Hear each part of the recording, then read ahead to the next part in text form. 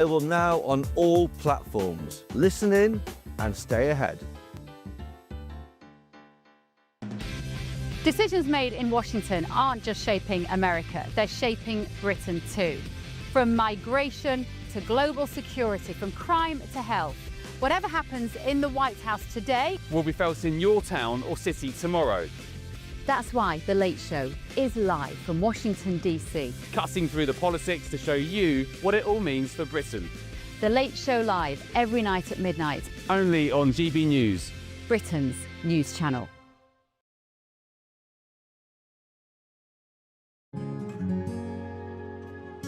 All too often, people will be sitting at home watching a press conference live, and they'll hear loads of questions being asked, and they'll be thinking, that's not my question, that's not my concern. We don't care whose feathers we ruffle. We ask the questions that you want answering. You're all standing on the street protesting and want to have an open discussion. My name's Patrick Christie's. I do a show for GB News in the UK. Is it possible to talk to you quickly? Journalism in this country has been a cosy world full of groupthink until now. Well, this is the best view ever of Whitehall, looking out across all the tractor drivers of England who've come together to make their point. Hello, so as you can see, I'm here in Westminster as the protest begins. Yes, I'm very much in the thick of it. Look, we're challenging narratives here at GB News, and that's what sets us apart.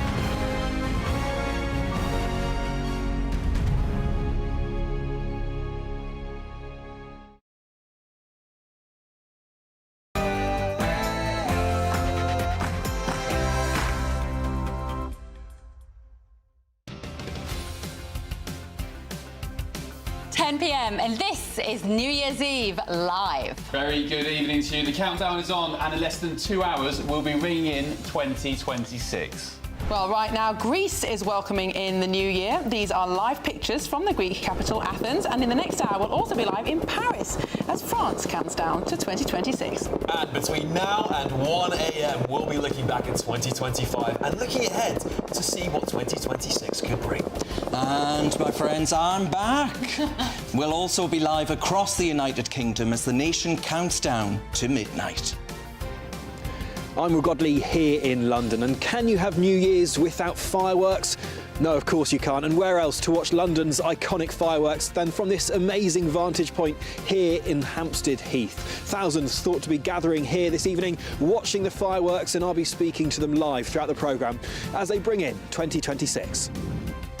I'm Bethany Elsey here in Edinburgh for famous Hogmanay celebrations. Tens of thousands of people are here for a street party ahead of the fireworks at midnight tonight. We'll be here all evening.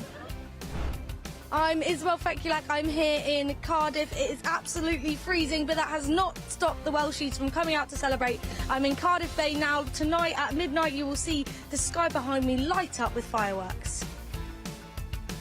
So put that champagne on ice, grab a glass of fizz, stay with us for our New Year's Eve party. Over the next 3 hours, we've got the best guests and a few surprises. If it's anything like last year, we're in for a fun night. We really are. Oh, this is in the days of old lang syne. And I will do a squat like that as I'm cleaning my teeth. Oh! Are we ready? Very nice. Oh. Oh, it is the most exciting night of the year. We are delighted to be spending it with you. This is GB News, New Year's Eve live.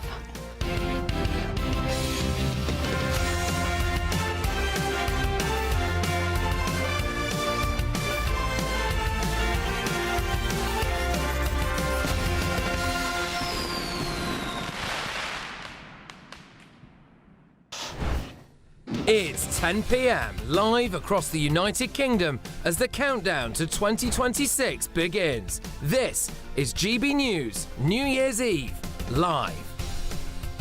So welcome to New Year's Eve live here on GB News. We are delighted to have your company this evening as we ring in 2026. 2025 was indeed a massive year for GB News. So let's reflect this evening as we go on, guys. We've got 3 hours of this. We're going to reflect on our highs and lows. We're going to be looking at some of the best bits, some of the worst bits, some of the happiest moments, and we want to hear from you at home as well, of course. gbnews.com/.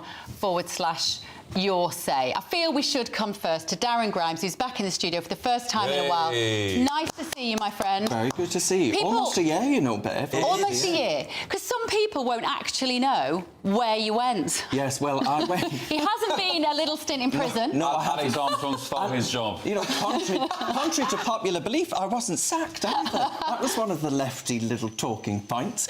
What happened was I went back home, Bev, and I stood for election, and I was elected.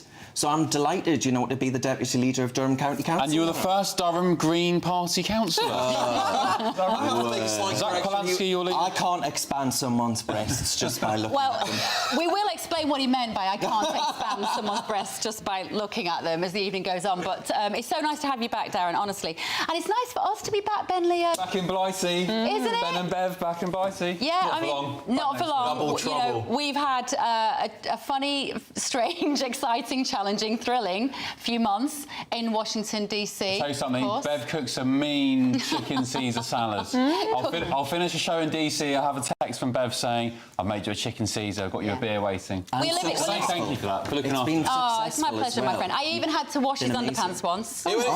Because he didn't have a washing machine at that point. I was like, bring round your laundry. And that's what my children would say, TMI. Too much information. This is going to be an evening of TMI, frankly. If you don't like TMI, then you better switch off now, because we are going to give Someone's going to clip that, you know, you handling Ben Leo's undies. Well, yeah. I normally charge for that, by the way. Fiver. I was going to say, I forgot. Go on, bring it back, bring it back. A fiver. I'm very cheap. He's a cheap man, isn't he, Ben Leo? He's a cheap man. Make a lot of money, lots of fivers there. If Bev's having to wash your undies every day. Right, listen, I was going to say, a highlight for me was watching Donald Trump, the President of the United States, debut on GBNews, a channel that's 4 years old, or so, it's four or a bit years old. That is incredible. What was that like? It was great, actually. Should we have a little watch of a little clip of Trump talking to GBNews, and we'll have a little chat about it. I'm so saddened to see what happened in Europe with the immigration. Europe is not the same place. No. I can't say every place, but pretty much almost every place. There are a couple of places, and I won't even get into that, because those are the people, the leaders that aren't liked by the other European leaders. And I've told some of the leaders of Europe, you've got to stop. Your immigration is going to destroy you. We took out 1,700 career criminals and criminals from other countries that came in like they come into your country. And Europe has to do something about it. Wow. So it was, you know, it was an honour and a challenge and a pleasure, genuinely, to have that time with President Trump. Ben was in the room with me, weren't you, that day? It was high stress, we can say. Me calm. You were keeping me calm. The 30... Well, how long were we waiting? An hour? About... well, they did warn us. They said what will happen is he will say that he will be there at, I think it was about 3:30 on a Friday afternoon. So I was really conscious that he had a helicopter waiting outside to take him to Mar-a-Lago for the weekend. I thought, well, I've got to just keep his attention. And actually, then it became half an hour and another half an hour, I think. So probably about 45, about so an hour. naturally, as you would, the adrenaline was going and a little bit of nerves around the room. So I was trying my best to keep you calm and saying, like, oh, what are the kids up to this weekend? Any ideas? Trying to take your mind off it. And it's a really strange... you, like, before you have a tooth pulled out. It was a bit like that, and it's such a strange environment. And I remember when Ben just said to me, he was just like, just be yourself. Yeah. It was best advice. What I would like to know is, does Trump have any small talk? So a lot of political leaders, they can really turn it on for the cameras, they do great interviews, they're very personable. But some leaders, in my experience, have absolutely no small talk and chemistry off camera. What's he like? He has lots of small talk, actually. He's as you see. Yeah, he's exactly what you see on the TV is exactly who he is, and that is why people love him. That genuinely, that is why he connects with people. But when he came in, because obviously the kind of hook for the interview that day, from a British perspective, was the fact that he was suing the BBC over the documentary splicing, and he genuinely wanted to know what I thought of that. And he sat down and he was like, look, how does it work? Like, what do people in the UK think? And every time I've seen him interact with lots of other people who aren't necessarily interviewing him, people will be surprised to know he's a listener. He genuinely wants to listen to other people's opinions. Doesn't mean he'll take them on board.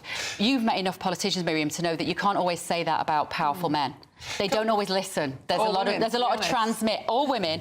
There's a lot of transmit and not receive, but he's very much on receive. Can I ask you, did you plan that interview when the BBC thing dropped? Is that when it all happened, or was there things in the work before that? There'd been a lot of work behind the scenes to get to that point. Yeah. But, you know, when Ben and I are there, and it's wonderful in DC because we're in and out the White House nearly every day, and you build a very close relationship with the team.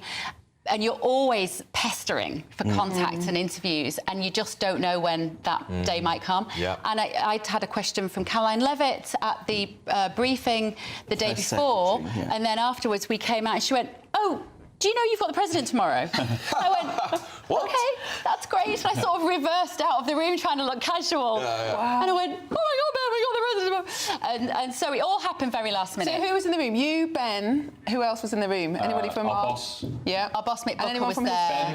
Ben Davidge, if you're watching, our top cameraman from DC. We love you. Happy New Year. And Eleanor. And that's it. But our team in DC is literally me, Ben the cameraman, and Eleanor, also from November, was there Incredible as well. work. I mean, it's tiny. what an amazing job to have interviewed the United States President on such a small team. But Alex, it's also, I think, worth mentioning that the BBC have a fleet of people out there, but they could never do what you did. Exactly. So you have exclusive access. You've done an amazing job. And of course, who I had to leave behind to go to America and to talk to President Trump was, of course, the great Andrew Pearce, who I've left in your hands, Miriam. Is he treating you well?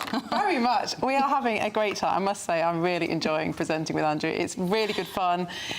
We get lots of great guests on. He knows everything about anybody. Yes, so, he does. I'm very careful to take notes. And I think he's just as professional as I remember as well. Absolutely. Should we have a quick look? Oh, you bastard. Now, if you heard an unfortunate word by me, that's because I was in the wrong place at the wrong time. So we weren't prepared. So grovelling apologies from me. Action, the SAS soldiers. What time do you call this, Andrew? Good morning, it's 11 o'clock. You're watching GB News. It's Thursday the 27th of November. And here's Andrew. Thank you for joining me. It's 26 minutes past 11. I'm so sorry. That was very bad. Oh, it's nice to see nothing changes, actually. He's just very chilled. Very chilled, yeah. But I imagine you're probably keeping him on a bit of a leash, like just keeping your foot on the pedal and the show on the road, My right? problem is, Bev, that once I get the giggles, I just can't stop. Yes. And so if I'm laughing, that's it. I've lost it. I and can he has relate. to take over. So. Maybe, what's the best and the worst thing of working with Andrew? Well, the best thing is that it's really fun, and obviously he's been in the business a long time, so I'm learning a lot from him. The worst, come on. Sometimes he's probably a bit too relaxed, and because I'm much less experienced than him, it sometimes puts me on edge. But no, it's great. And I have the amazing Alex on a Friday.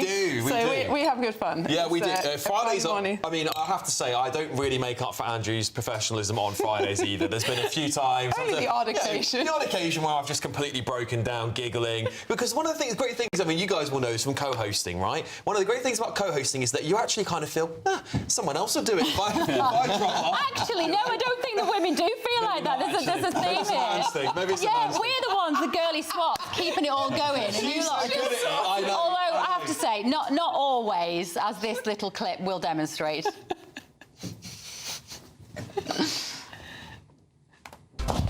Morning, Tuesday, 4th of February. She's just about got here. Live across the UK, this is Britain's Newsroom with Andrew Pearce and Bev Turner. Sorry.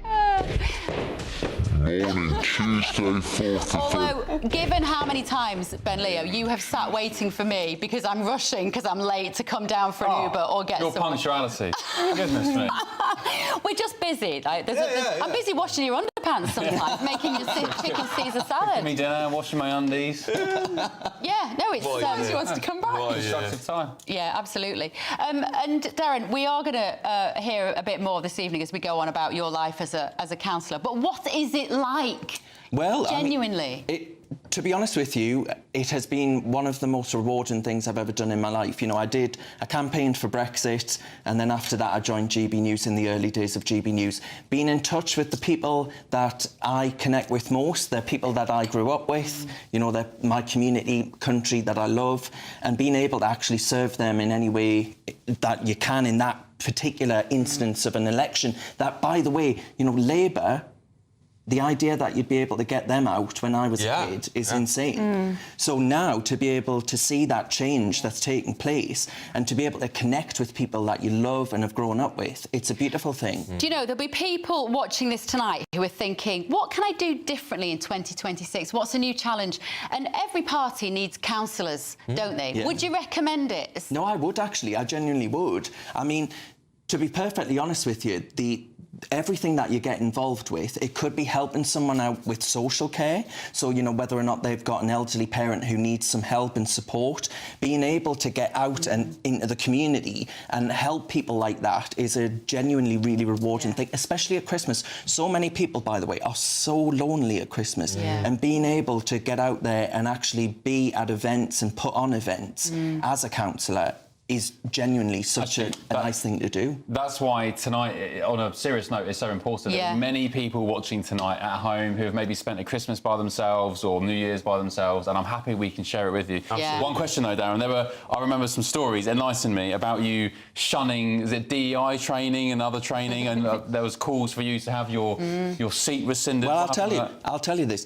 I have had the most complaints of any councillor in the whole country. That's true. Is that really true. a fact? That is true. That's true. Any other councillor in the country? That's true. I promise. For what exactly? For the DEI stuff, the net zero stuff, a whole host of things. Nothing that I've done. You know, I haven't been laundering the council's cash. It's vexatious and malicious and all the rest of it. And fundamentally, Ben, you know, I was accused after the DEI thing that you mentioned. We took down the pride flag, right?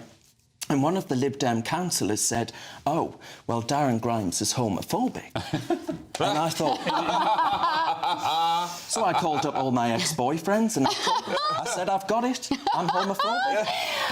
We've had a bit of a laugh at us and some of our mistakes this evening. We're going to have a few more of those. But, Alex, I think we have to see something that happened to you as well. Oh, no. Yeah, all right. Oh, goodness. Go on, introduce yourself. Sorry. I mean, listen, this was Martin Dudley was on holiday. He was roped in and said, come on, work on Martin's show. I was like, yeah, I'd love to. And we were interviewing a steel worker. And this young lad, I think he must have had a dare. But listen, I don't know what camera I'm looking at here, but if you're watching at home, I want you to pay attention to the young lad in the video, not at me. Just have a look at this. Thank you so much for joining me. Really appreciate it. Thank you. He's off already. Can we just explain to our radio viewers what we've just seen there? So basically, the way that works is he's on a screen. Yeah, you can see him up on the screen. I'm in the studio. Now, I didn't know if you all at home were looking at me or at the screen, so I didn't want to overreact. Yes, right. In case we hadn't seen his underpants. Like that and gone, no, it's all fine. And then obviously I saw the YourSay, gbnews.com/YourSay comments coming through, and I was like, oh, everyone saw that. Maybe he wanted his undies washed. Maybe he didn't make it. What, from Beverly Turner? Yeah. My laundry hotline. But it was a very, very, very thin panties, wasn't it? Do you remember in COVID when people started using Zoom for the first time? I was an MP at this point, and I joined a committee meeting with lots of members of the House of Lords who, frankly, had never used a computer before, let alone Zoom. And there was this one lady who was actually getting dressed with the camera on. So I was texting the chair of the meeting saying, turn our camera off, turn our... Oh, no. No concept of the fact that the camera... Oh, no. Well, you've already had your... Baroness that was. You've already had a glass poured over you this evening by Darren Grimes accidentally. Yes. So, frankly, anything could happen tonight, ladies and gentlemen. We will try to keep our clothes on, though. We're going to get the party started with some cocktails. We're going to be joined by our reporters who are around the country ringing in the new year as well. This is New Year's Eve live, only on GB News.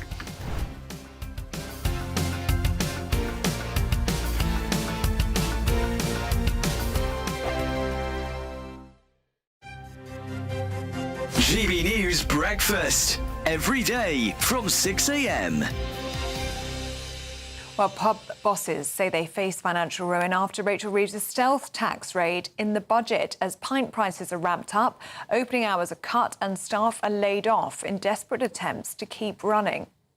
So this morning we're asking, would you pay more for your pint to save local pubs? Well, joining us now is pub owner Mark Bridgen and Communications Officer for the IEA, Reem Ibrahim. Really good to see you both this morning. Mark, let's start with you. We've spoken to you a lot about your lovely pub. Would you want people to pay more for a pint in order to save your business? Well, it's looking like the only option.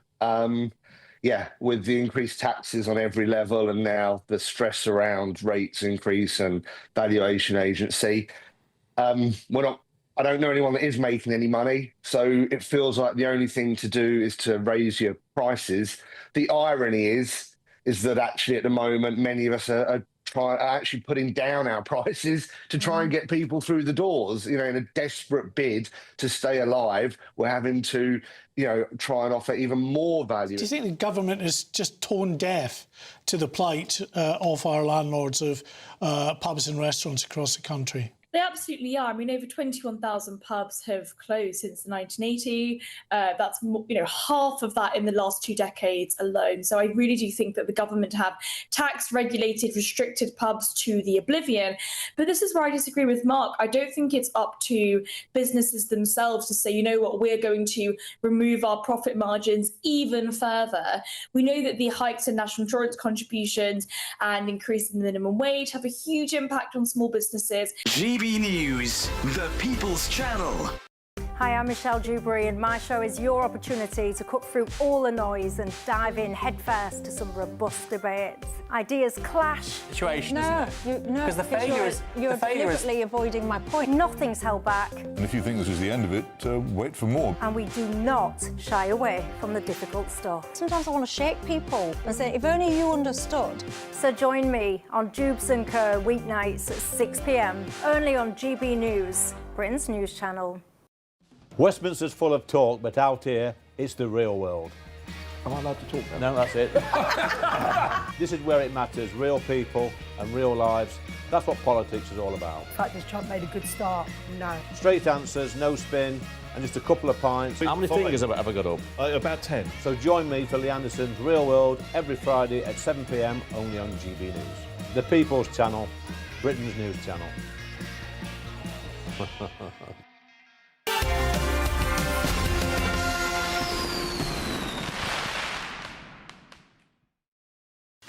Welcome back to New Year's Eve Live. It's 10:20. We're going to be ringing in the new year with you. We're delighted to have you with us in the studio tonight. We've got Darren, we've got Ben, we've got Alex, we've got Miriam. It's going to be brilliant. We're waiting for Michelle Dewberry to also zoom into the show any minute now. And we know Michelle likes a drink, so that's worth waiting for. But talking of drinks, to get us in the spirit, Chef to the Stars, Jameson Stocks is with us in the studio now to make some cocktails. Hello, Jameson. Jameson. Hey. Hello. What are you making? All the better for seeing you with all of this, I must say. I haven't seen Ben or you for a little while, so it's nice. We've been on our travels. You have? Well, I got thrown into it really, so I got asked yesterday to do a few cocktails. So here we go. Yeah. So we start with this. This is what? Bacon whiskey. So yeah, this is fat washed whiskey. Oh. So basically, you get a pan, you render your bacon down so it's crispy. Yeah. Get all the fat out of it. And then you just pour it into some bourbon. I'm going to spill it all over Darren Grimes. Like the stuff at the bottom of your air fryer? Yeah, similar. It looks a bit like it. And then basically all you do is just keep turning it every half an hour. Right. And then after 6 hours you freeze it, and then the fat firms up at the top. Oh, it puts... Scrape the fat off. Breaks it up, doesn't it? And it's basically like a whiskey bourbon. It's bacon flavour. So what are we making then? Old-fashioned with this? We're going to make an old-fashioned with it. So I've got some in here. And we're going to start the party. So that's the bacon whiskey? This is the bacon whiskey, yeah. So can you just use any whiskey? You can use... It needs to be a bourbon, really. This is Jack Daniels. Oh. I don't know if I'm allowed to say that, but yeah. So whilst you make that, what is your... Miriam, your cocktail of choice? Put me on the spot now. I don't know. Come back to me in a minute. Let me think. Alex? I quite like a G&T. I can do a juicy pot, but you know I like my whiskies as well. See, I wouldn't say G&T is a cocktail. No, it's I would not. Just say no, well, I think it's a cocktail. I'm with you there, Alex. That's what I'd choose that over. Most cocktails are too sweet for me. Have you got something dry? Mojito? No. Well, we've got two choices, so we're going to do the bourbon to begin with. Yeah. With bacon, and then we're going to do a grapefruit one. Oh, nice. Brilliant. So you crack on, Jason. I'll crack on. We'll keep you in shot. You get talking, yeah. A Negroni. Yeah, you love a Negroni. I love a Negroni. Nights out with Darren, he loves a Negroni. Very about 6 of them an hour. Well, I don't know how he stays away. through council session. Now, somebody who I know will have a favourite cocktail, I'm absolutely sure, is Michelle Dewberry. And she's joining us now from home, I presume. Dubes, are you there?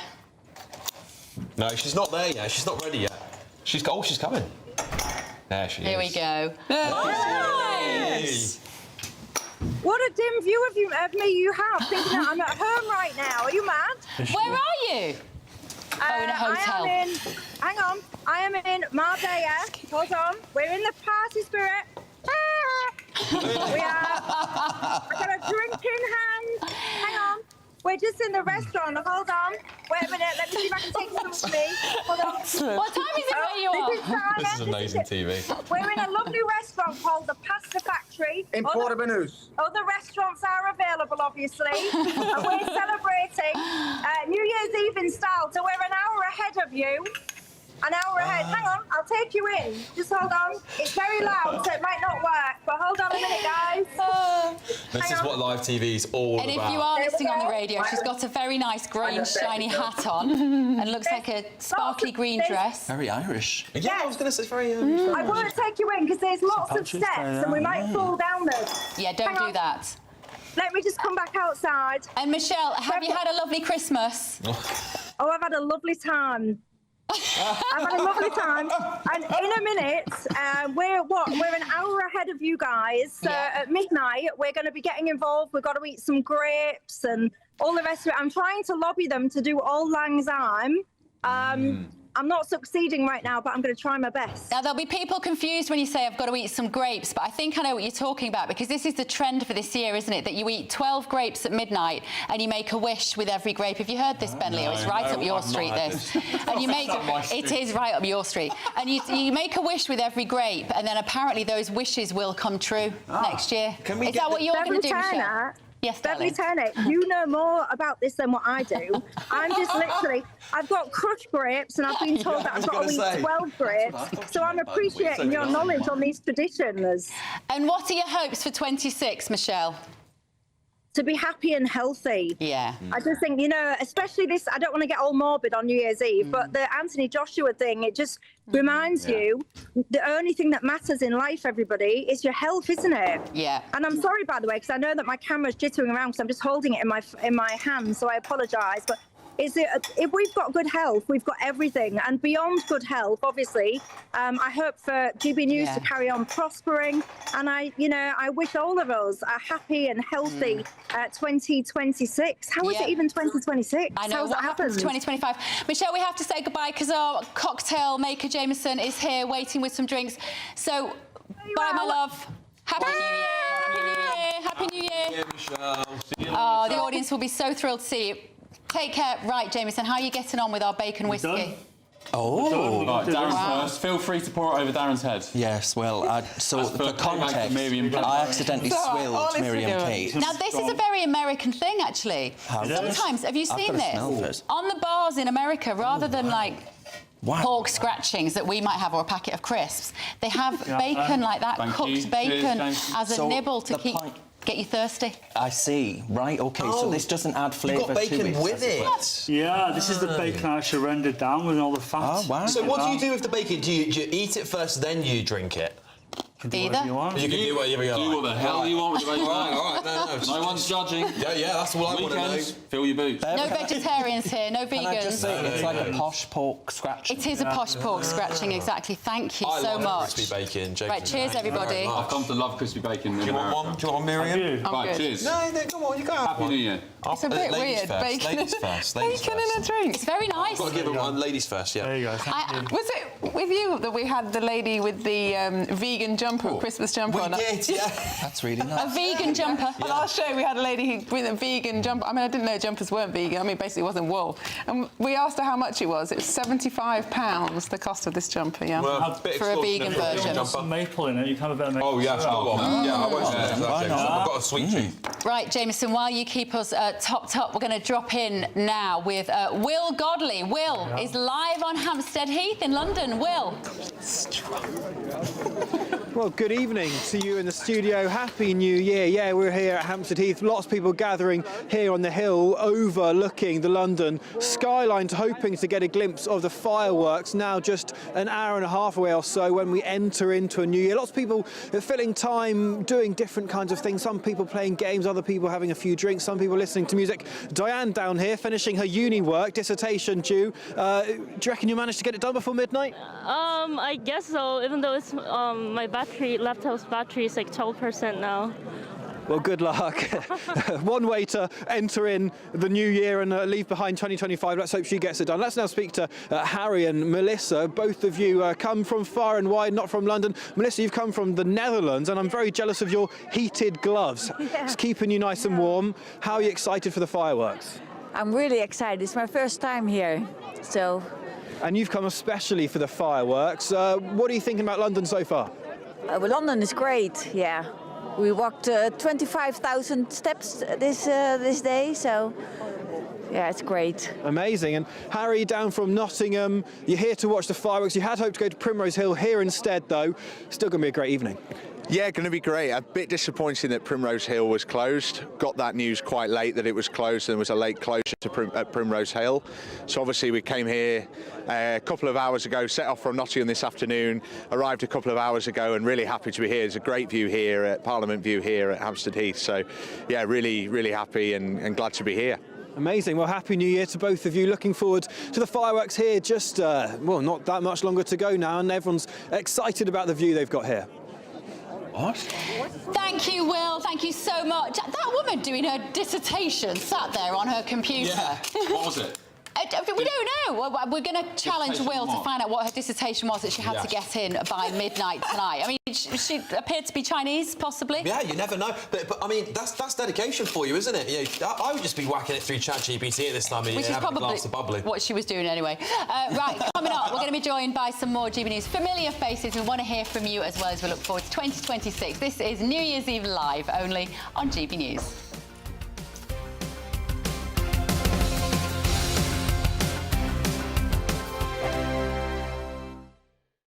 Good evening, this is your GB News weather forecast coming to you from the Met Office on this, the last day of 2025. Much colder weather to come as we go into the new year. It's going to be windy in the north and plenty of showers too. That's because there's an area of low pressure near Scandinavia that's driving a cold northerly wind across us, and it's this that's pushing in plenty of showers, mainly across Scotland, and here they will be turning increasingly wintry as we go through the night, but some showers pushing into parts of Northern Ireland, the far north of England, maybe North Wales as well through the early hours of tomorrow morning. Further south, staying drier, but an early frost before cloud pushes in, lifting temperatures. So for many, when we get to dawn, it will generally be a few degrees above freezing. Then through tomorrow itself, well, it is cold, and it is also going to be wintry. Some snow showers across parts of Scotland, particularly the northern half. Watch out for some difficult driving conditions with snow and ice building up. A few showers across parts of Northern Ireland. Quite grey, quite cloudy here, much brighter across northern parts of England and also southern Scotland. More cloud for central southern England and Wales through the morning. There is a sort of front pushing its way through, and that's bringing some outbreaks of mostly rain, but there could be a bit of wintriness, a little bit of sleet or snow over the higher ground. That then pushes its way southwards. We do then end up with a few showery bursts of rain across parts of Wales, western England maybe, and also Northern Ireland. Meanwhile, we continue with the snow showers piling in across northern parts of Scotland, which is why those snow accumulations are going to build up. It is going to be a cold day, temperatures a little bit below average for the time of year and feeling colder in those strong winds. Then heading into the 2nd of January, well, we stick with that cold northerly wind, continue to bring plenty of showers of snow to northern parts of Scotland and some wintry showers feeding down both the western and eastern side. But in between, lots of dry, sunny weather to be had. More cold northerly winds bringing snow showers in areas exposed to them as we go through this weekend. Happy New Year.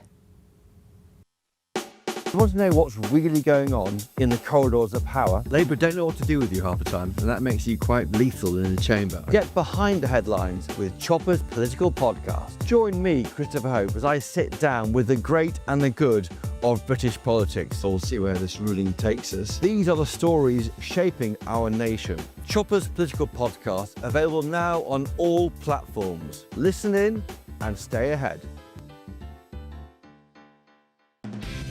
Decisions made in Washington aren't just shaping America, they're shaping Britain too. From migration to global security, from crime to health. Whatever happens in the White House today will be felt in your town or city tomorrow. That's why The Late Show is live from Washington, D.C. Cutting through the politics to show you what it all means for Britain. The Late Show live every night at midnight. Only on GB News, Britain's news channel.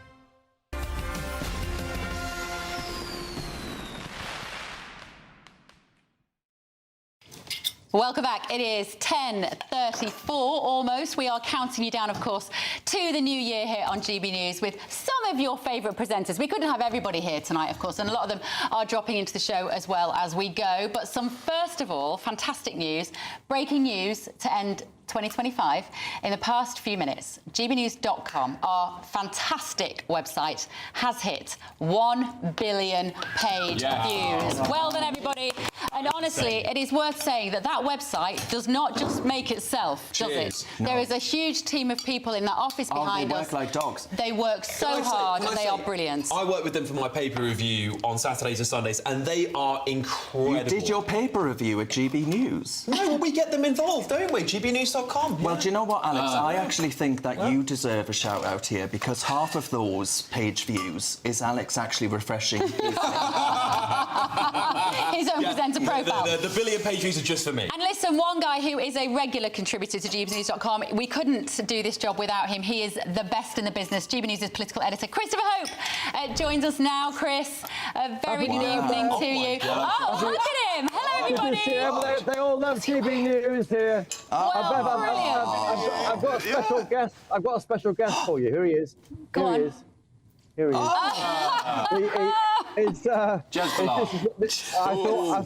thought I'd bring him along because we couldn't get into his conference this year, your party, so I've invited him along to our house here. That is fantastic. Jeremy Corbyn mask, for those of you listening on the radio. That is brilliant. Chris, I know this is probably a bit mean when you might have been partying for a few hours, but when you look back on 2025, what have been the political highlights for you? There's one word that dominates this year in politics before we finish the year. That's Farage. Farage has run the show. He's made all the politics happen. He did so well in those May elections. He won that seat in Runcorn against the Head. He's doing all this amazing work as a new party with no data. It's quite extraordinary. The other person is Starmer, because Starmer has kind of not delivered on that promise from last year of all those people who voted. So many millions voted for him. And he hasn't done it. He hasn't done it. He hasn't cut through. He needs to. We've got, I think, a clip now of his New Year's Eve message. We can play a quick clip of his Starmer. Things have been tough in Britain for a while. For many, life is still harder than it should be. You long for a bit more money in your pockets, a meal out, a holiday, the chance to make a special family moment extra special. In 2026, the choices we've made will mean more people will begin to feel positive change in your bills, your communities, and your health service. But even more people will feel once again a sense of hope, a belief that things can and will get better. Feel that the promise of renewal can become a reality. And my government will make it that reality. More police on the streets by March, energy bills down, and the number of new health hubs up in April. More funding for local communities. And with that change, decline will be reversed. That opportunity for you and pride in your community can be restored. I share the frustration about the pace of change. The challenges we face were decades in the making, and renewal is not an overnight job. But putting our country back on a stable footing will become our strength. Strength that means we can support you with the cost of living. Rail fares, prescription charges, fuel duty, all frozen. £150 cut from your energy bills. A boost once again to the national minimum wage. A major cut to the cost of childcare. We are getting Britain back on track. By staying the course, we will defeat the decline and division offered by others. For all the times that have been tough, I hope the festive period has brought good moments, precious time with your family, a chance to celebrate what's most important to you. I wish you more of those moments next year, when things start to feel easier, when politics shows it can help again, when Britain turns the corner, with our future now in our control. The real Britain will shine through more strongly. Happy New Year. His message for New Year, it was one when he was really talking about delivery, talking there about it's going to ensure that, that we get fuel bills cut by £150 from April. He says he'll defeat decline and division. But it's all about, frankly, this government deliver. If they can deliver and improve, I think, on people, then we're not going to see really much difference in the polls. I should say Kevin Badenoch has also got her message out.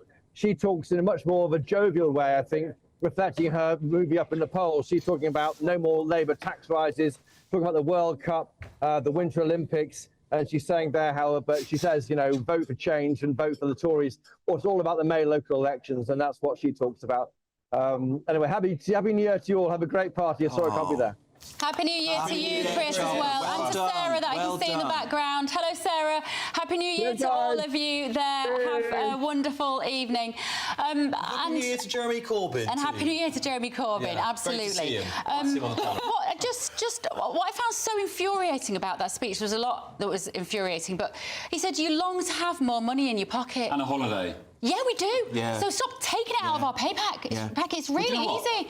That's the bit that's infuriating. Patricia's just written, and a GB News member said, that's ruined a good evening. Well, don't worry, Patricia, we're going to bring it back now, and we'll enjoy this. We're not bringing that back, to be clear. No, we're going to bring it back. We're going to bring the mood back. I'm going to make myself really unpopular here, but obviously Keir Starmer is not doing well in the ratings. He's possibly the most unpopular Prime Minister we've ever got. But the problem he is, on record. Well, since polling started, it's possible that there were before then. But you know, he's not a charismatic man, it's true, and he has a problem with his party, but he is facing some structural issues that actually all governments across the West are facing. We have this huge demographic problem, we have massive inflation, we have crazy levels of debt. These are problems that are common to all European countries, and no politician is actually brave enough to get us out of that. Keir Starmer speaks to the British public like they are infantile juveniles, saying, we all know you want more money, we all know you want a holiday. Yeah, OK, maybe we do, but really, I can guarantee many people watching this show tonight will forgo a holiday for the rest of their lives if they get their damn country back. But when you ask people what they want, then they want lower taxes and more government spending. And they also want no government can deliver that. He thinks we're stupid. They want a change of government. Well, we need a smaller government. We wouldn't have to spend so much money on it. You've written a list there longer than, you know, someone's arm of sort of, I assume, complaints. Well, we are, and we will look at them. But what I would say, though, is I come away from that wondering if it was sponsored by Nigel. And written by ChatGPT was also, because it's not from the heart, is it? Listen, I'm very conscious that Jameson's here with his cocktails. After seeing the Prime Minister. What's the one you're going to make for us now? We're making basically a salty dog. So a salty dog? It's 1 part vodka, 3 parts grapefruit juice, freshly squeezed today. A little bit of salt rim around the edge, got some lime in there, got some bitters in there, and we'll just give it a little shake. Fantastic. What did you think of his speech while you're doing that? Well, I didn't hear it, because I'm not microphone. Good boy, Jameson. You didn't miss much, really. I mean, to be honest with you, I agree with you. It should be sponsored by Nigel. Yeah, well, He just, sorry to go back to Starmer and be a poo-poo here, but he really winds me up because he thinks that by giving the plebs a bit of red meat about promises for holidays and a bit more money that everybody will be OK. It's like, no, we want to feel pride again in our country, not some holiday. What's the contrast like? You're in America and you're hearing Donald Trump, fantastic guy. It's very much more. Do your Starmer impression. I'll do the Starmer impression once I've had 2 more cocktails. Jameson's challenge, right? But what's the contrast? Living in America, watching him deliver his speech. It's very profound, because it is very easy to predict what Donald Trump is going to say because he's incredibly clear about the values and America first. You know where he stands on everything. I'm still not sure about Starmer's position. I know he's a hardcore socialist, but I keep trying to hold his values in my hand, and they slip through my fingers every time I try to work him out. I'll challenge you on that. I don't think he is a hardcore socialist. I think he is literally completely valueless. I used to think that. Bureaucrat. I used to think that, but I've started started to think that's why he's hard to pin down, because I think he is a hardcore socialist, but he's not honest about it. And my BS-ometer goes off. But look at what's going on in America. I mean, certainly Trump's got many supporters still, but polls are going down, and what's happening on the right of politics there is insane. I mean, some of the online right are openly racist. I saw J.D. Vance was interviewed this week. But they're not Trump voters. Yeah, they're not. Those people aren't Trump voters. They're not the Trump people. But J.D. Vance is trying to keep them on side. He's trying to do we walk not have the a line. MAGA split happening? I see the Nick Fuentes who are doing exceptionally They're not MAGA. They're not MAGA. No, they're not MAGA. By the way, just going back to Starmer. Starmer went to a commie training camp in Czechoslovakia at 19. So if you've got questions about whether he's inclined to lean towards communism, I mean, that says it all. Yeah. Jameson, what is this story? Oh, it's very good. It's what it is. What do they say in Eastern Europe? Salty dog, because he's got a little bit of salt around the rim. Delicious. Is it provosh? Vodka. Provosh? Fresh grapefruit, bitters. What do they say in the northeast, Darren? What? Salty rim? No, no. No, don't say that. We're saying cheers, bottoms up. Bottoms up, yes. Bottoms up, yeah. Yeah. This is really nice. This How is very evil refreshing. would say that. This is gorgeous. You like this one? I really like this, yeah. No worries. Fresh. No worries. It feels semi-healthy as well. Well, Bits of rosemary. freshly squeezed. I'm Triple Park now. I'm gonna Get in touch really at home. fun 3 hours. Let us know what you're drinking this evening. Is it as exotic as we are being treated to? Jameson is used to cooking for the Kardashians and the royal family and is slumming it with us here tonight. No, thank you so We much. are to see thrilled. Ben. We're thrilled. Right. Yeah, you live nearby, don't you? Yeah, we do. Still to come this evening, we're going to look back on what this year has meant for some of the most important people in this country, our beloved farmers. This is New Year's Eve Live, only on GB News.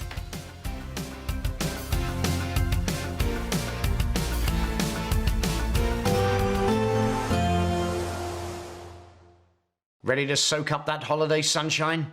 Won't we need some cover? No worries, all sorted. All Clear Travel Insurance sponsors GB News Travel Destinations Forecast.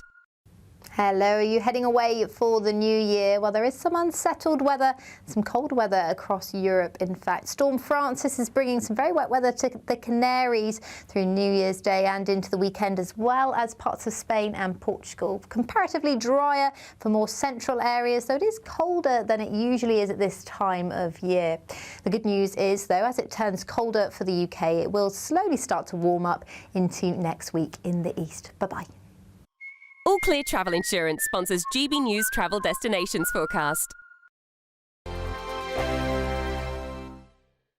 Hi, I'm Michelle Dewberry, and my show is your opportunity to cut through all the noise and dive in headfirst to some robust debates. Ideas clash. Situation, isn't it? Because the failure is you're deliberately avoiding my point. Nothing's held back, And if you think this is the end of it, wait for more. and we do not shy away from the difficult stuff. Sometimes I want to shake people and say, if only you understood.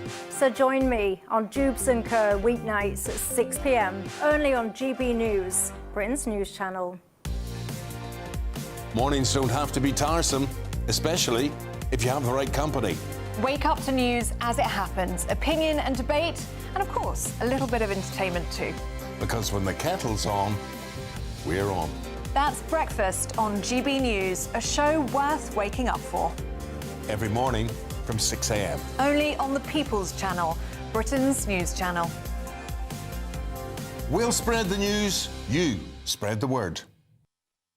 You want to know what's really going on in the corridors of power? Labour don't know what to do with you half the time, and that makes you quite lethal in the chamber. Get behind the headlines with Chopper's political podcast. Join me, Christopher Hope, as I sit down with the great and the good of British politics. We'll see where this ruling takes us. These are the stories shaping our nation. Chopper's political podcast, available now on all platforms. Listen in and stay ahead. Decisions made in Washington aren't just shaping America, they're shaping Britain too. From migration to global security, from crime to health. Whatever happens in the White House today will be felt in your town or city tomorrow. That's why The Late Show is live from Washington, DC. Cutting through the politics to show you what it all means for Britain. The Late Show live every night at midnight. Only on GB News, Britain's news channel. Bold. They are under no illusion. Ray. Are you a human trafficker? Boundless. I've had enough of the nonsense, and I'm not afraid to say it. Don't get this on the BBC. Every weeknight, I tear through the headlines. The smell of gasoline. Should we be worried about it? From Westminster madness to cultural war chaos. What I'm going to do now is they are throwing things out the car as we speak. Get ready, Britain. Here we go. Patrick Christie's tonight, weeknights from 9 p.m. only on GB News, Britain's news channel. Westminster's full of talk, but out here, it's the real world. Am I allowed to talk now? No, that's it. This is where it matters, real people and real lives. That's what politics is all about. In fact, has Trump made a good start? No. Straight answers, no spin, and just a couple of pints. How many fingers have I got up? About 10. So join me for Lee Anderson's Real World every Friday at 7 p.m. only on GB News. The People's Channel, Britain's news channel.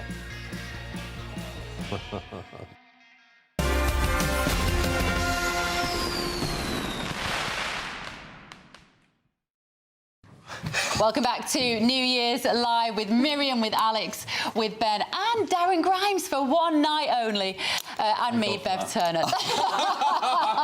Thank you for joining us to reflect on what 2025 has meant for all of us. And of course, particularly, we have to give a thought to our farmers.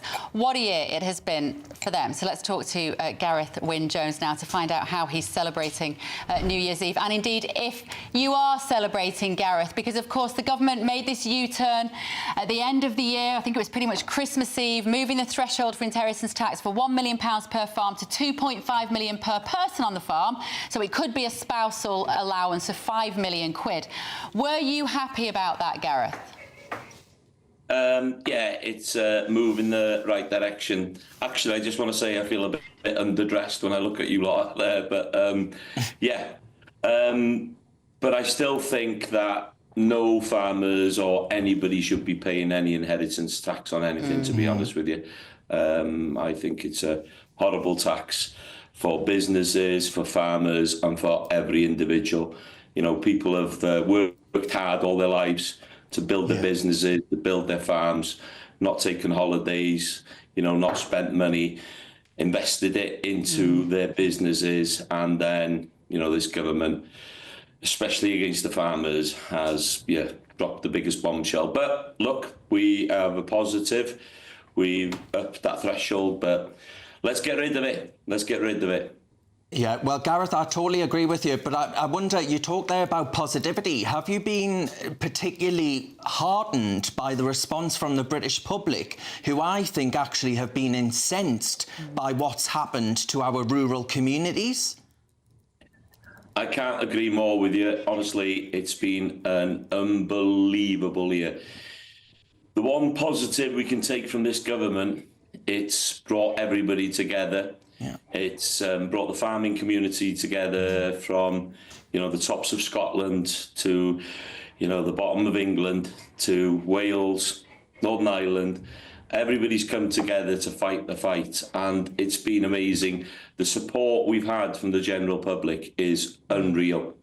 They understand the importance of what we do as a community, as an industry, to produce food affordably, seasonally, sustainably, to feed this nation. And this government has been biting the hand that feeds them, and they've got to be really, really careful going forward, because, you know, food security, food shortages and food inflation is something that they really need to look at before people start to get hungry and poor on good food that we produce.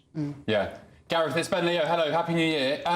We all know by now that the inheritance tax on farms was never about money, because the Treasury said it would have raised £500 million a year, enough to fund the NHS for one single day. So it was never about money, was it?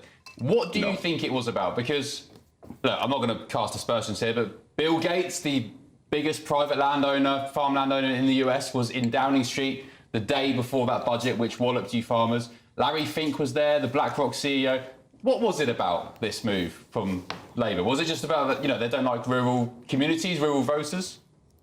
It's been a war on the countryside.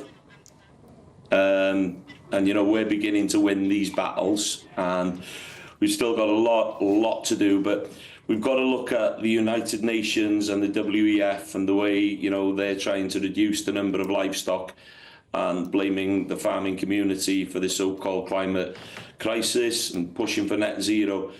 Look, we're part of the solution, not the problem, and ruminants have been on God's earth since day dot, and they have to start to realise that people are beginning to wake up and smelling the coffee and eating a lot more beef as well, by the way. Okay. But, you know, we've got to start to push the narrative of the importance of what the farming community does, and that's feed people. Well, we have appreciated you joining us tonight, Gareth, and we've really enjoyed supporting the farmers this year. We'll raise a glass to you, Gareth. Happy New Year, Gareth Wynne-Jones.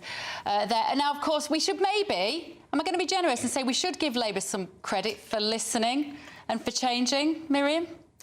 Well, yes, it's obviously better for farmers that they've made this decision that they haven't. A lot of farmers will still be caught by this, but it just shows what a mess the Treasury is in. They're suggesting these ideas and not really realising what the implications will be. Yeah.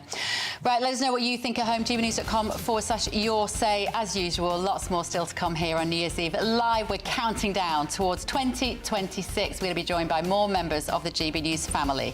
See you in a minute. Yes.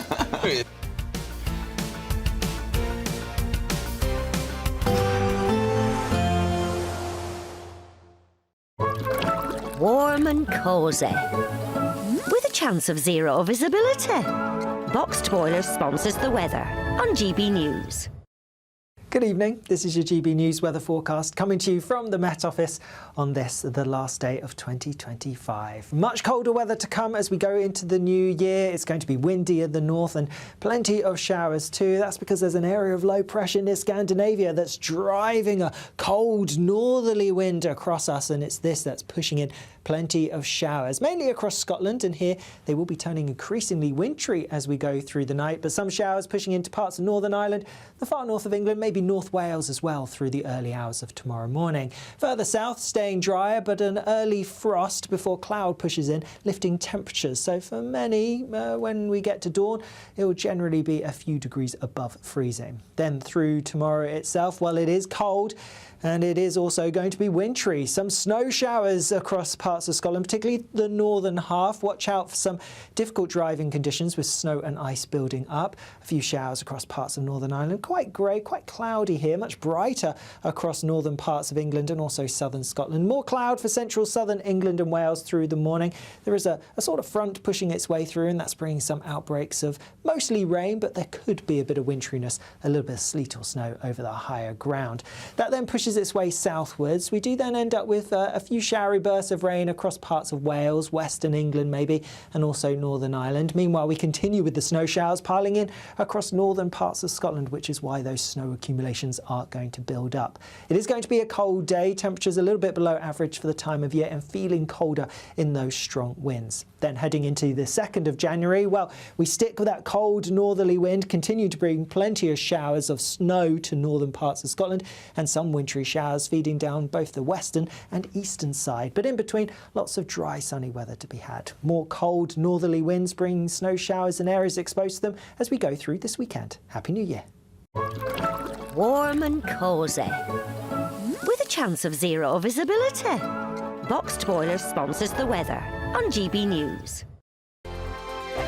This is your chance to become our biggest cash prize winner to date. £85,000 in totally tax-free cash could be making its way from our bank account to yours. It would be like having over £7,000 per month extra to play with each month for a whole year. That could be you, safe in the knowledge that 2026 is on us. For another chance to win £85,000 cash, text cash to 63225. One entry costs £2.50 plus one standard network rate message, or text bonus to 63225. 5 entries cost £5 plus one standard network rate message. Go to gbnews.com/win. Entries start at £2.50. Call 0903 686 3232. Calls cost £2.50 plus your network access charge. Or post your name and number to GB18 PO Box 8690 Derby DE1 9TT. UK only. Entrance must be 18 or over. Lines close at 4 p.m. on the 30th of January. Please check the closing time if listening or watching on demand.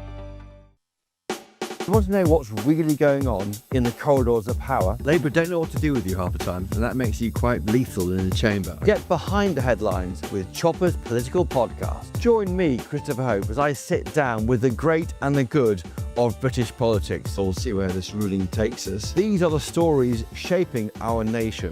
Chopper's political podcast, available now on all platforms. Listen in and stay ahead. Decisions made in Washington aren't just shaping America, they're shaping Britain too. From migration to global security, from crime to health. Whatever happens in the White House today will be felt in your town or city tomorrow. That's why The Late Show is live from Washington, D.C. Cutting through the politics to show you what it all means for Britain. The Late Show live every night at midnight. Only on GB News, Britain's news channel.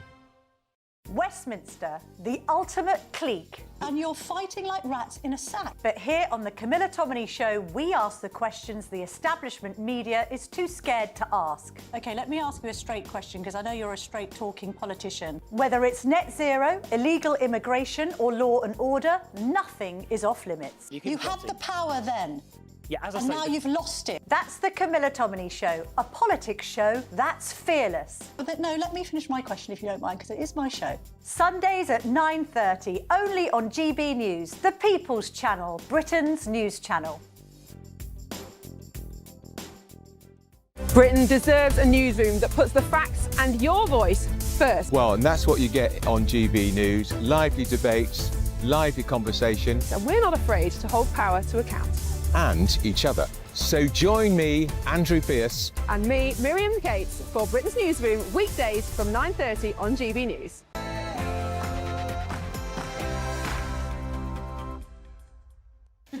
Very good evening, Britain. It is 11 p.m. and this is New Year's Eve live. The countdown is on, and in less than an hour, yes, 60 minutes, we'll be ringing in 2026. Right now, France is welcoming in the new year, and these are pictures live from the French capital, Paris. Very good. And between now and 1 a.m, we'll be looking back at 2025 and looking ahead to what 2026 could bring. Well, maybe that means Alex Armstrong getting some more shows. Because, my friends, I'm back! We'll also be live across the United Kingdom as the nation counts down to midnight. I'm Will Godley here in London, and can you have New Year's without fireworks?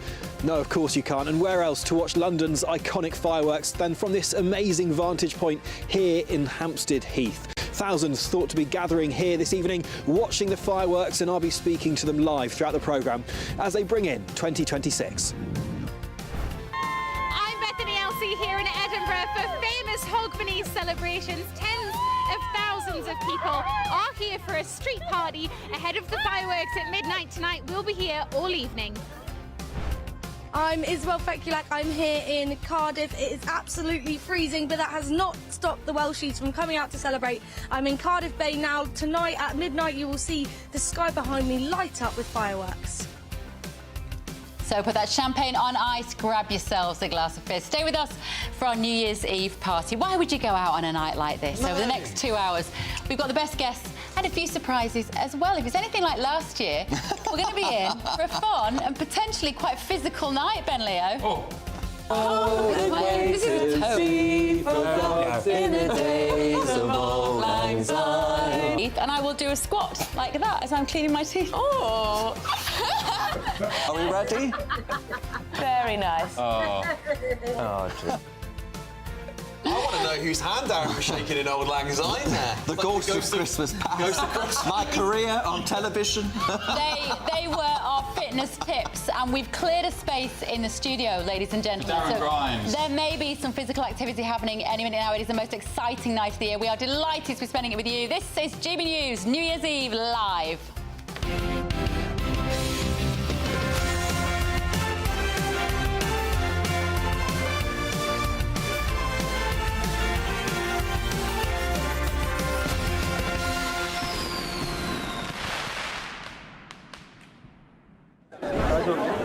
It's 11 p.m. live across the United Kingdom as the countdown to 2026 begins. This is GB News New Year's Eve live. That was the voice of Patrick Christys. The ghost of Patrick. Where did he come from? I don't know. Patrick's gone home to put his pyjamas on, and then he is going to join us from his house, possibly with Emily and possibly with the baby. If they're not all asleep in bed. We are delighted to have you with us this evening, and we can now say, I think, are we going to be talking to GBNews presenter Camila Tominey? Is with us now. Here she is. Yes, Camila. Camila. Oh, there we go. Hi. Camila. Isn't that wonderful? How lovely. So you're there. Where are you, Camila? At your house with the family? I'm not at my house. I'm at Danny and Lauren's house, who live just in the next village along, with my other friends, the Fields, all their children. This is my youngest, Lara. This is Jessie, who is hiding. Keith's at the back. Sue's at the back as well. So we've just had a couple of glasses of champagne, and we're just going to ease into the next hour, guys. Fantastic. You all look much more glamorous than we do, by the way. Oh, you know how good the makeup team is. Trust me. None of us came in here looking like this. You've got more layers than anyone else. But Camila, you've worked in the media for years. I'm not going to age you, but about the same as me, pretty much. And how do you find GB News? How does it compare? Because people are getting in touch this evening on the Your Say to say that you wouldn't get this on another news channel, that people here appear to genuinely like each other. Well, of course we do, but I think the mantra of GB News, as well as it, of course, being the People's Channel, is that we take the work seriously, but not ourselves. And it is a family, isn't it? Both from the presenters, but also the audience. And that's why it resonates, because people feel that they're part of something. So I think that's why it works. And let's be honest, some of our rivals have had a comparatively terrible year. We've been on the up. We've grown against all adversity. People said we wouldn't last. They didn't give us a chance. Apparently, we're not a news channel. Well, we do seem to be rather more successful than Sky and the BBC right now. Absolutely. And your show on the weekends is absolutely flying. And this might be a bit mean, but any highlights when you look back on 2025 politically? What's standout moments for you, Camila? Well, my standout moment was definitely asking Steve Reed how many houses he had built under Labour. And the Housing Secretary not being able to answer at the Labour Party conference. I'm sure you'll remember that one. Yeah, look, absolutely. There's been some intense grilling of politicians, but it's been a pretty tumultuous 12 months, hasn't it? And I think as we go into 2026, I'm hardly going to take my foot off the gas. I think there are serious questions to ask of the people running this country. And therefore, stay tuned for more fireworks, to use a New Year's Eve analogy. Camila, hello, it's Ben. Happy New Year to you and the family. Happy New Year, love. Talking of family, you've had a cracking year. You've been trouncing Sky News, the BBC News Channel with the aforementioned Steve Reed interviews and whatever else. A really solid, sterling year. What do your family think of your efforts on GB News? What do the kids think of you when they see you on telly? Lara? I think it's really special. Well, they like to watch, don't you? Like to watch on a Sunday morning when I go out very, very early. Well, yes. Not the politician bit, but the the politician bit they find a bit boring, but the rest of it. But I think you agree we've had a good year, and it's been a good year for the Telegraph as well, which of course is quite closely aligned with GB News in the journalism that it's been doing. So, I mean, it's an unfortunate thing, because when things aren't going well for the country, they do go quite well for copy, as we say in the trade. Yeah. So we just have to cover it from all angles, don't we, folks? And continue the hard work into the next 12 months. We do. Absolutely. Camila, if you've got one more second to answer this question, who do you want to have on your show that hasn't showed up this year? Well, you know who hasn't shown up this year. Yeah. The Prime Minister refuses to come on, and so does the Chancellor. I can't imagine why. What are they afraid of? I mean, I'm only going to ask very straight questions and expect straight answers. And frankly, if they can't deal with my inquisition, then what hope have we? So I will issue now an open invitation to both Keir Starmer and Rachel Reeves. Nothing to be afraid of, just a few simple questions to answer if you'd be willing in 2026. I think it's one of the things, Camila, that we see in America is how much time President Trump gives to journalists and the media. Just hours and hours and hours of contact time. When you watch him, does it occur to you how different he is and how unedited, effectively, any interview you do with him, and how transparent his administration is with the press?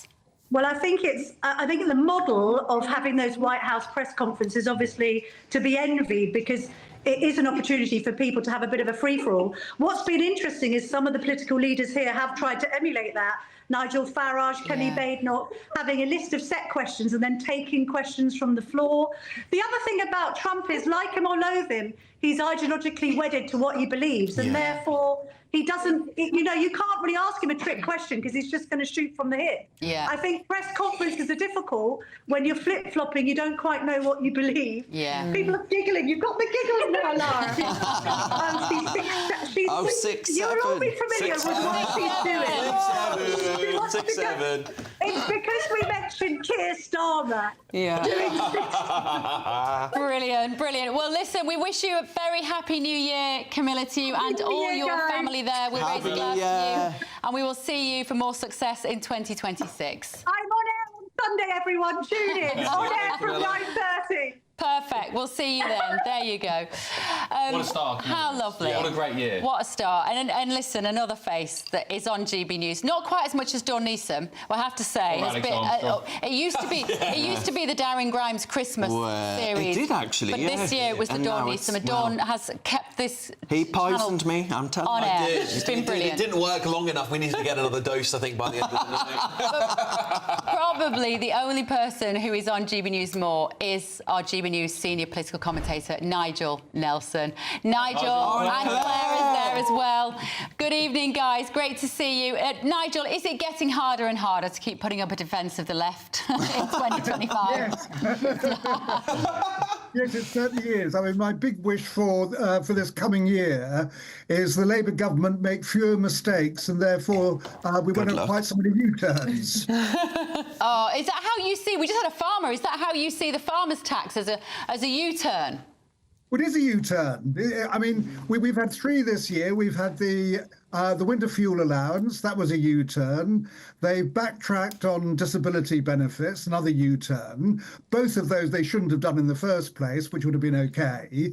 And certainly the farmers' tax is a U-turn. I mean, good for the farmers that they've got a lot of money back. Nigel, we need to give you a drink more often. The GB News audience might love you more. No, Nigel doesn't drink. Nigel doesn't. Okay, well, listen, whatever the magic that's happening there. Oh, he does. There you go. No, it's no secco. Yeah. Well, Nigel, I was going to say, what's your highlight from being on GB News this year? What's the moment that stood out to you the most?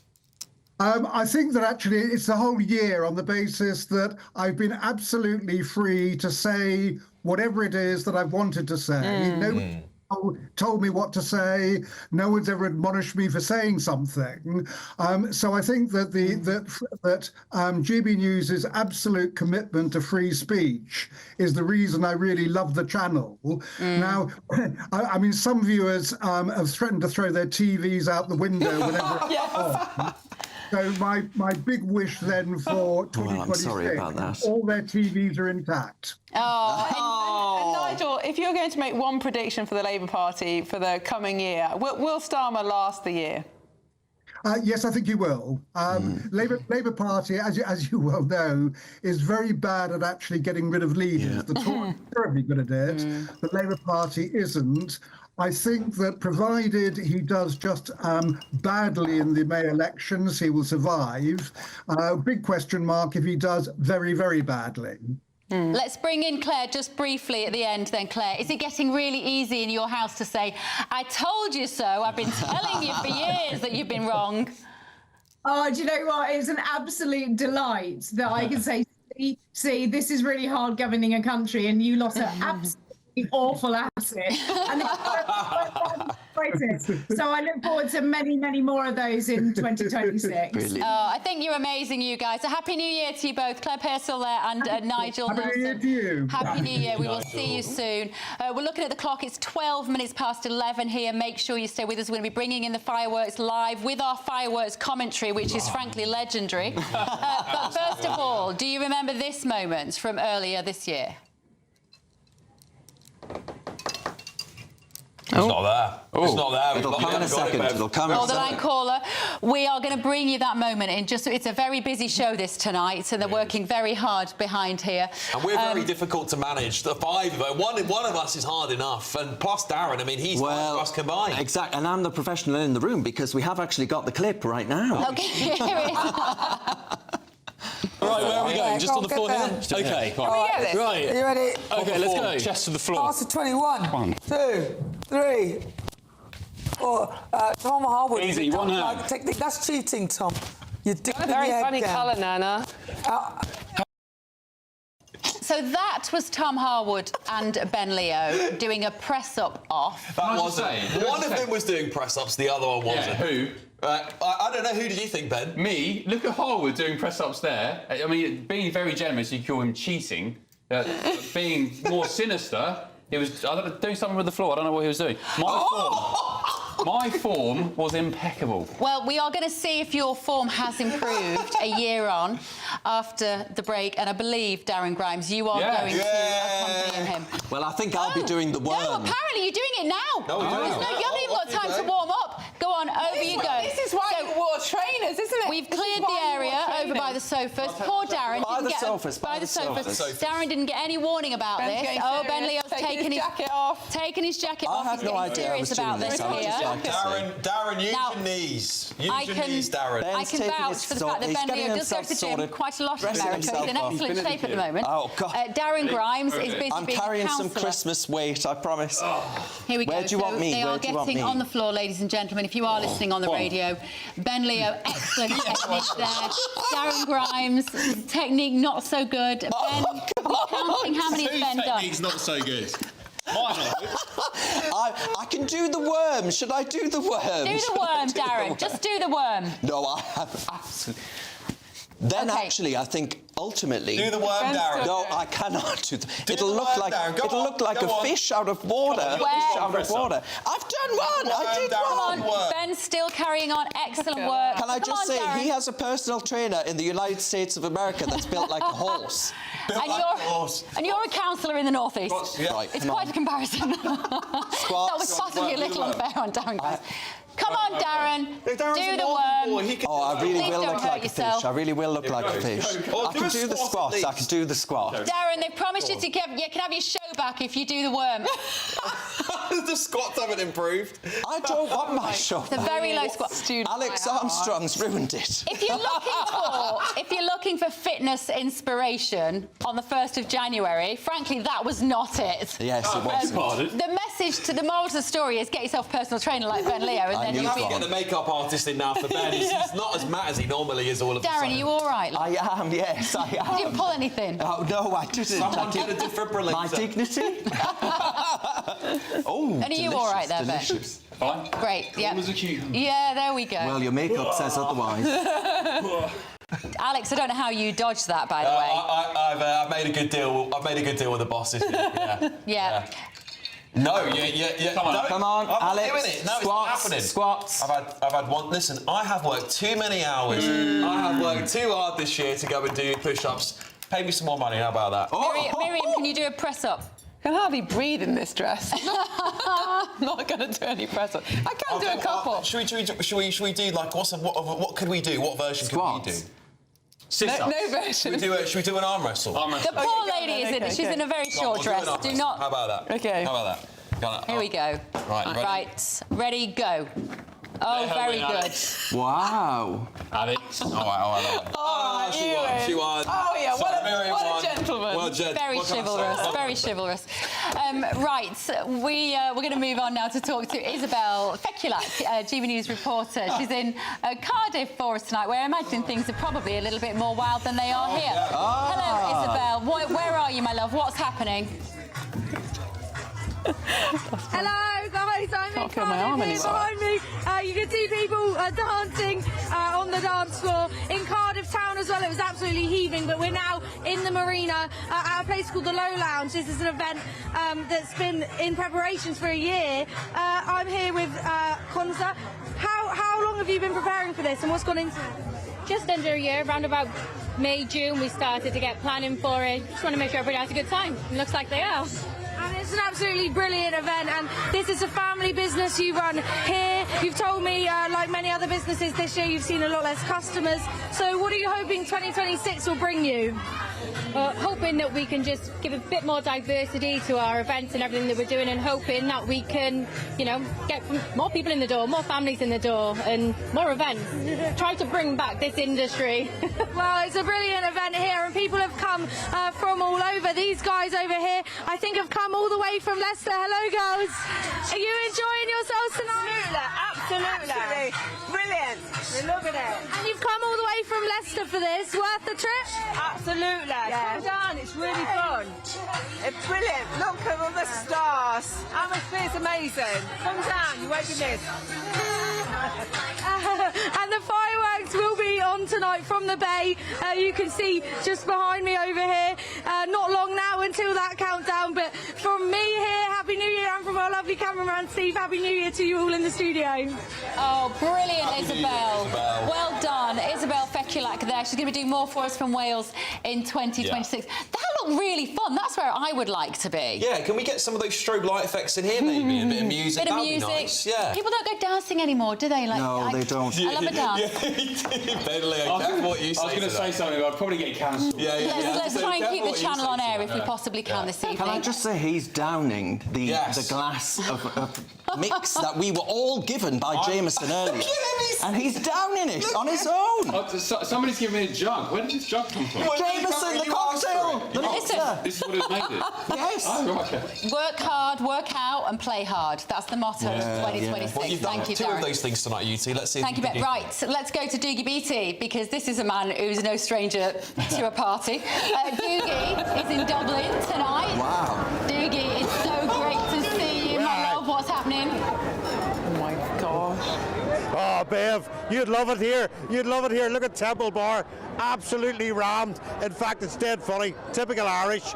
There's not enough room in the clubs anymore. So some of the guys have opened their apartment windows and have put the stereo out, and now everybody's dancing in the street and nobody can get anywhere along the way. Dublin is completely mad. The fireworks are going to go off very, very shortly. We'll see if we can grab anybody here along the way. Excuse me, sir. Hello. How are you? Where are you from? From the UK. Yeah, and what are you doing in Dublin? Come here for New Year. First time ever. First time ever? Yeah, first time ever. Brilliant. And what do you think of Dublin? Absolutely incredible. Amazing city. Incredible city. People are amazing. Holidays are amazing. Amazing. Brilliant. Thank you. Have a good New Year. What about you? And to you. This is my partner, so yeah, I'm from the UK as well. Absolutely love Dublin. It's a bit mad dancing and singing in the streets, isn't it? Isn't that what it's all about, though?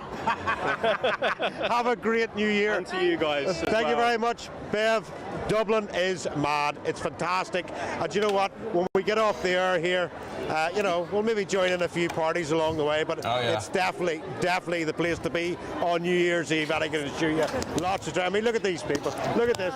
Just look at the face of this woman here. Bombarded, overwhelmed. Are you Welsh? I am. Do you know, Bev, I have met Welsh people, English people, Americans, French. Is there any Dubliners here? I don't think so. All the Irish have fled. The Irish weren't so slow, Bev. The Irish got into the pubs to get all the seats earlier. That's what happened there. Oh. No stupid there, I can tell you. Oh, fantastic. Brilliant. Fantastic. Thank you, Doogie. And everybody that supported me through the year, really, Happy New Year. We love you, Doogie. You have been superb on GB News this year, Doogie. Let me tell you, when we had the production meeting and they said Doogie Beattie's going to be drinking in a bar, what do we all say? Yay, that's good Can TV. I just say, that man goes to every protest and he gets right in the middle of it. He doesn't care. Yeah. It doesn't faze him whatsoever. I've seen the man at work live in action. He is sensational. I think if you get to go to Benidorm twice and call it work, then you really are in the right place. Yeah. No, he is. I do love a man that can get stuck in. I think we should do this for Benidorm next year. How about that? Do you know about Oh, I didn't mean it like that. I didn't mean it like that. I'm sure. Dear. There's a touch of Larry Grayson about the panel tonight, isn't there? 2026 is looking good for Darren Grimes. I do like it, Darren. It's so nice to have you back. No, it's so good. Causing Poor mischief. Doogie Beattie's now never going to talk to me ever again, is he? I don't think he was listening, to be fair. I don't know if he was listening, yeah. No, absolutely. Let me have a quick look at what you've been saying at home. I bet you've got the Your Says up, Ben Leo, haven't you? You're very good at looking at all the messages. Do you know, Ben Leo's very good at looking at all the comments about himself. Yes. I don't read any of them. Please. Actually, I don't know if you will notice he frames them. They're all in his loo. Let's have a look what everybody's That's saying what at home. extension's going into. Yeah. It's a Hall of Fame for Ben Leo. Ronnie, it's true. Ronnie has said, Bev, I can still remember you grinding last New Year's Eve. Can we have a No, it was a squat. It was a squat. Yeah. Just to explain what I was doing on that clip that we've seen a couple of times now, there was not grinding going on. Oh, okay. We were talking about how to get fitness into your daily life without it being too much effort. And I said, I clean my teeth and I do squats. And that is what I was doing on that clip there. Right, right. So, let's have a look. There we go. Yeah. But oh, yeah. Bev, I have to say, Bev, I'm just it going to looks say a bit rude. Yeah, I don't know whether the toothbrushing, gesture and the squat at the same time. Oh, is that? Yeah. I don't never know thought whether about that's it like Can I that. just say, this topic of conversation, I'm really worried about Is the there an next ad break? guest. No, there's no ad We're going to breaks. be like at 1 in the morning, frankly, let alone the next guest. I'm still doing the squats, ladies and gentlemen. You'll be pleased to know. It's very Well, easy to do. I'm not surprised. It's very. Ben, have It you looks got a demo very you can rump. do with brushing your teeth and squatting at the same time? Brushing my teeth and squatting at the same time? Yes. I mean, if you, Let's have a look at what our lovely viewers have been saying at home. Sugar Rush has said, if Darren can stay awake until 12 o'clock, Bev, she will buy him a McDonald's Happy Meal. Oh. Apparently. Do you like a McDonald's Happy Meal? I do. I've smashed a couple of Big Macs the last couple of nights. Have you? Bev, one viewer said we want to see an arm wrestle. We've had Alex versus Miriam. Yeah. We need Miriam against Bev. Oh, yes. Come on. I think at the front of that. Come on. Alex, Alex. Oh, Miriam versus You get Bev. some Oh, moves. OK, right, I'll sit here. I'll move over there. I'll go for it. What were you cheering on? I always thought they were going to do it at the front of the desk. Oh, right. Right, come on. Yes. Don't be kind. Don't be kind. Battle of the... Andrew Pearce, I hope you're watching. The winner. Are you an athlete? Oh, wait, No. wait. That's Miriam, definitely Bev, unfair. wait. Are we The winner ready? gets a date with Andrew Pearce. Oh, no, come on. No, that's it. Ignore him. If I win, I can have my job back. No. Right, Come ready, on, go. twist it up. One of them gets to do Ben Leo's underwear. Hands off the table. That's cheating. Wow, look at this. Oh. It's the She's really Can you hear why her arms are longer? It's not Shall I fair. continue reading the Oh, look. Oh, there's a bit of... All right. We're going to have to call a draw. Is it? Well, good sport. Ladies, that was sensational. Get them in the Olympics. Get a medal. Get them in the Olympics. We get to avoid a date with Andrew. Yeah. Oh, Miriam decided to call it a draw. I did. I thought I was going to lose. That was the safest option. Oh, that was all right. No, she was right. Her arms are too long. Oh. Tress, Well you done, guys are both. the best. Thank you for being here with us. Yeah, let's have a look at some Your Say, shall we? What are you at home saying? Well, after Angela. that, I dread to think what they're saying after that. Angela says, Yeah. lovely to see you all so dapper. Thank you, Angela. Happy New Year to everyone in front and behind the camera for keeping us informed with what's going on in the yes, country that's true. that most people are oblivious of. That is true. Are you out of breath, Miriam? I am a little bit. I'm so glad I was saying that. I was thinking, on what other channel would they be watching that? But Yeah, anyway. with two news presenters at arm wrestling. Then do some Only on Your GB Says. News. That is going to be clipped for years. Oh, no. That's on Glorious. Who TikTok says we're already. not up for a bit of fun? Somebody said I wasn't doing press-ups properly. They were Let's excellent. go. Darren won. There you go. Disqualified. That's it. Yeah. You see, who All right. needs a PT? Let's Who needs a PT? Darren can do it. Let's bring the evening round to a little bit more sort of respectful, shall we? Reverential, in fact. Former chaplain to Queen Elizabeth II, Dr. Gavin Ashington, joins us now. Save us from our Now that's a gear change. Oh, Gavin, I'll just get my... Sorry to spoil your fun. It was going very well. Not at all, Gavin. Honestly. It's a welcome break. I was putting bets online on the arm wrestling while you were doing it. OK, so reflections on 2025. Gavin, what have we learnt this year? Well, I think we've learned that the fight for freedom of speech is really, really tough. And, for some time, a number of us have been talking about the issues to save our faith, to save our culture, and to save freedom of speech. But who would have thought that it was so tough? So we had a few wins, getting rid of the non-hate crime stuff. That's really very good. Very good. Getting the Prime Minister to sponsor one of the most potent and ungenerous Islamists, it was a bit of a surprise. I think really what I want to say is thank you to GB News, because without you, the opportunity of talking to the public about things that really matter would be diminished to the point of zero. So really so grateful to you all, and for the opportunities you give some of us who join in and make commentary some of the time. Long may it continue. That's genuinely, we really appreciate that, and that is so lovely to hear, because we have been the underdog for so long. Not anymore. We are Britain's #1 news channel, and we couldn't do that, Dr. Ashenden, without people like you, our fantastic contributors as well. And as you look forward to 2026, what do you hope for the UK this year? I hope for the opportunity to tell the truth more. I mean, one of the reasons why you're doing so well is because people told lies about you. They arranged boycotts against you on the grounds that you were immoral, narrow-minded, bigoted, prejudiced, just the kind of language they use about people like me. But the thing is, that one of the extraordinary things about the world we live in is that truth will out. People will recognise the truth after a while. So what do I hope for next year? I hope for a lot more truth-telling, and I hope that we can get the message out there that there's a fight on between good and evil, a fight for the freedom of speech, fight for the freedom of conscience. I don't mind what you believe, but I'd ask you to let me believe what I believe. And then, the mutuality of that produces a situation where people don't abuse their power. So I want a 26 where we work together to tell the truth. Yeah, absolutely. Hear. We can all raise a glass to that, absolutely, to the truth. Dr. Gavin Ashenden, thank you so much. Happy New Year to you, my friend, and we will see you in 2026. God bless Gavin. God bless Gavin. Right, joining us now to wish us all a very happy New Year. I love this man. He's a big part of Late Show Live. He's the Late Show Live third presenter. Yeah, he is. Can I say he's also on my show every Sunday? No, we have him. We're having him. We want him. You're not having him.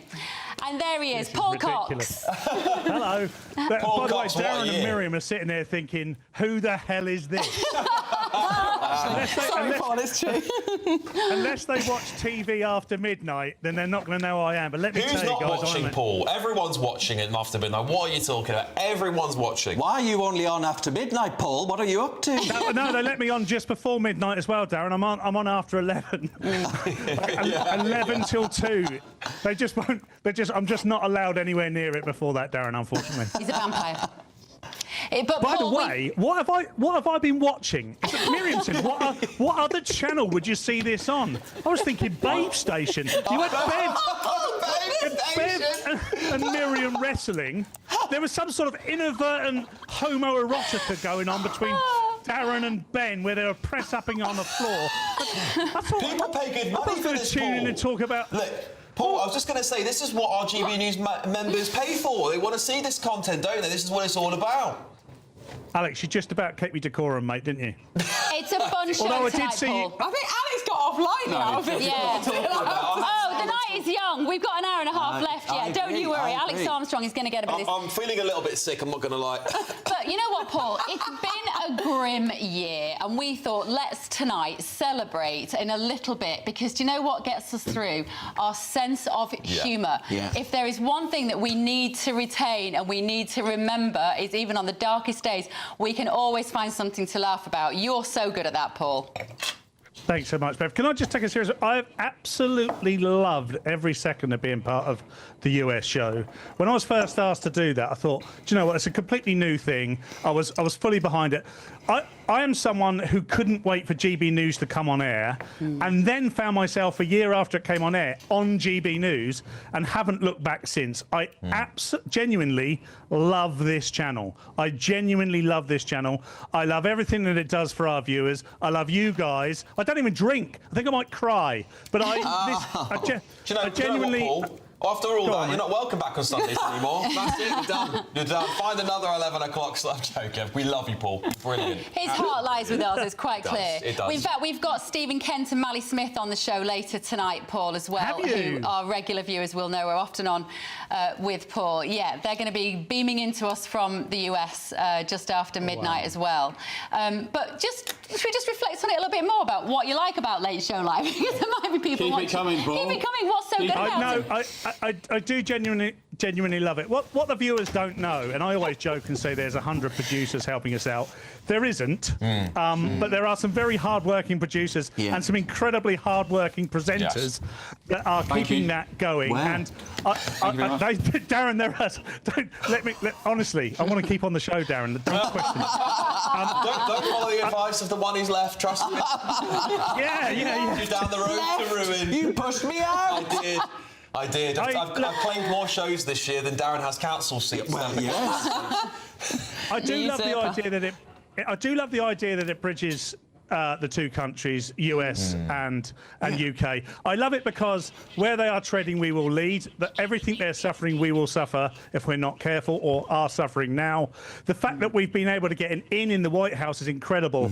The interview with Donald Trump, Bev, has to be a highlight of the year. He loved it. He looks like he loves you as well, Bev. He does. He genuinely does look like. I'm sure he likes you too, Ben. But maybe not as much as Bev. Well, Bev has given. I love what Bev is. We're so lucky that Bev's with us tonight, actually, because she could have been at Mar-a-Lago celebrating, of course, the fireworks there. You know, she gets everywhere, our Bev. But maybe Trump's watching. Maybe he's watching. You never know. We're on Truth Social, aren't we? Maybe we are on Truth Social. Yeah, absolutely. What time? They're about 5 hours behind in Washington. I don't know what Mar-a-Lago is. About 8, isn't it? I think they're a bit more in Florida. But Paul, hopes for 2026, apart from being on Late Show Live more often? I hope for something that I think is unlikely. I hope that things will settle down slightly. But from what I've seen over this Christmas period with Al Fatah, etc., I think we're in for a turbulent 2026. I think it's absolutely outrageous what's happening in the UK at the moment. Genuinely, this Labour government under Keir Starmer is bordering on dangerous. They're out of control. They don't know what they're doing. Keir Starmer's a man without a mission, without a backbone. And we're all paying the price at the moment, and this could go on for some time. But what I do hope is that regular people, and by the way, I've just been at a friend's house, Pete and Sim, hello, they'll be watching. I couldn't stay there because they're a bit jolly, but they are definitely watching now. And people like those ordinary people, have been converted to GB News because they've tuned in at some point in the past because I've been on and thought, this is sensible and normal. I can relate to these people, and they're talking about the things that affect them. So I think that's happening more and more. So the thing I hope for in 2026... Don't know what they're doing. Out of control, don't know what they're doing. Sounds like us tonight, doesn't it? It does a little bit, yeah. Paul, thank you so much. So nice to see you. I will see you very soon in the new year, back on the Late Show Live. My love, take care. God bless everyone. Happy New Year. God bless. Right, let's go and talk to a very important person now. This is a GB News viewer, David Baum. We couldn't do what we do, David, without the likes of you watching us, tuning in, sharing your appreciation of what we do. So good to see you. Happy New Year. Happy New Year, guys. And I'd like to say, I've been actually with GB, following GB since it first started. The lovely Nana said, you've got to watch what we're doing. And I did, and I don't regret a single moment. And the fact is, I'm allowed to come on over so often and spout my normal rubbish. It's great. But Bev, can I ask you a favour? Keep doing the squats when you brush your teeth. As a PT, try adding a lunge to it as well. Oh, yes. Oh, well, maybe that's the twist we've been looking for this evening, David. Maybe I'll do a lunge and a twist. Well, so David, you're saying the toothbrushing isn't helping? What would adding a lunge to it look like? Wait, but we might get onto that a little. I'm not sure David wants his moment in the spotlight spoiled by my lunge. I would like to know what a lunge... I'll come on and show you. I have come on and show you. Yeah, that would be great. David, fly out to DC, do it in the studio live. It will be great viewing, I'll tell you that for sure. David, it's Benio. Good, Happy New Year. I was going to say good Christmas. Happy New Year. How have you seen the transformation of GB News over the years? You said that you were an OG viewer. What's your perception of the trajectory? We've still got the idiots who have never watched GB, who claim everything because they've heard that, like all the other idiots, they don't actually follow anything themselves. I've watched from the days when Andrew Neil's on there, where it was a bit chaotic. And it's now professional. It's probably the best. It's the only news station I would follow because it's not biased. It actually tells the truth. And if you can't tell the truth, then lie like the others do. But you guys just tell the truth, and I'm very happy. Oh, thank you, David. Did you hear Keir Starmer's speech earlier this evening? Did you take any inspiration from that? How can I put this? I don't believe anything. Sorry, I don't mean this is my view, not GB's views. So I don't want anyone to get into trouble. But I don't believe anything this man says, because he will say one thing today and 5 minutes later he'll turn around and say, oh, no, I didn't say that. Somebody else said it. So I don't listen to what he says. Sorry. Because we were talking about that, with this sort of lack of authenticity that you see from Starmer, and it's either because he's not completely honest about how extreme his ideology is and his principles are. He has no principles, Bev. Or Look, that he has none. I don't believe he has any. If he had principles, he would actually have stood for something. If he thinks it's going to make Fred down the chippy happy, he'll say one thing. If it's going to make Abdul happy, he'll say something else. He doesn't care what he says. He's in power. That's all he cares about. He had a huge mandate. He had a huge mandate. I wonder, David, I want to know what you think. He's got 2026 to look forward to. Do you think now this is the time that Labour's going to look at itself and say, do you know what, we need to turn it round. We've got a whole year ahead of us. We've got a big mandate. As Bev was saying, perhaps they can do it. Do you think they can do it, David? No, I don't. I think what the trouble is, they believe what they believe is the only thing that they can believe in. They don't believe, they won't listen to GB News viewers because, hey, we don't listen to what they say. We don't want David, to do you think they should come on GB News? Do you think the Prime Minister should come on more often and listen to us? Yeah.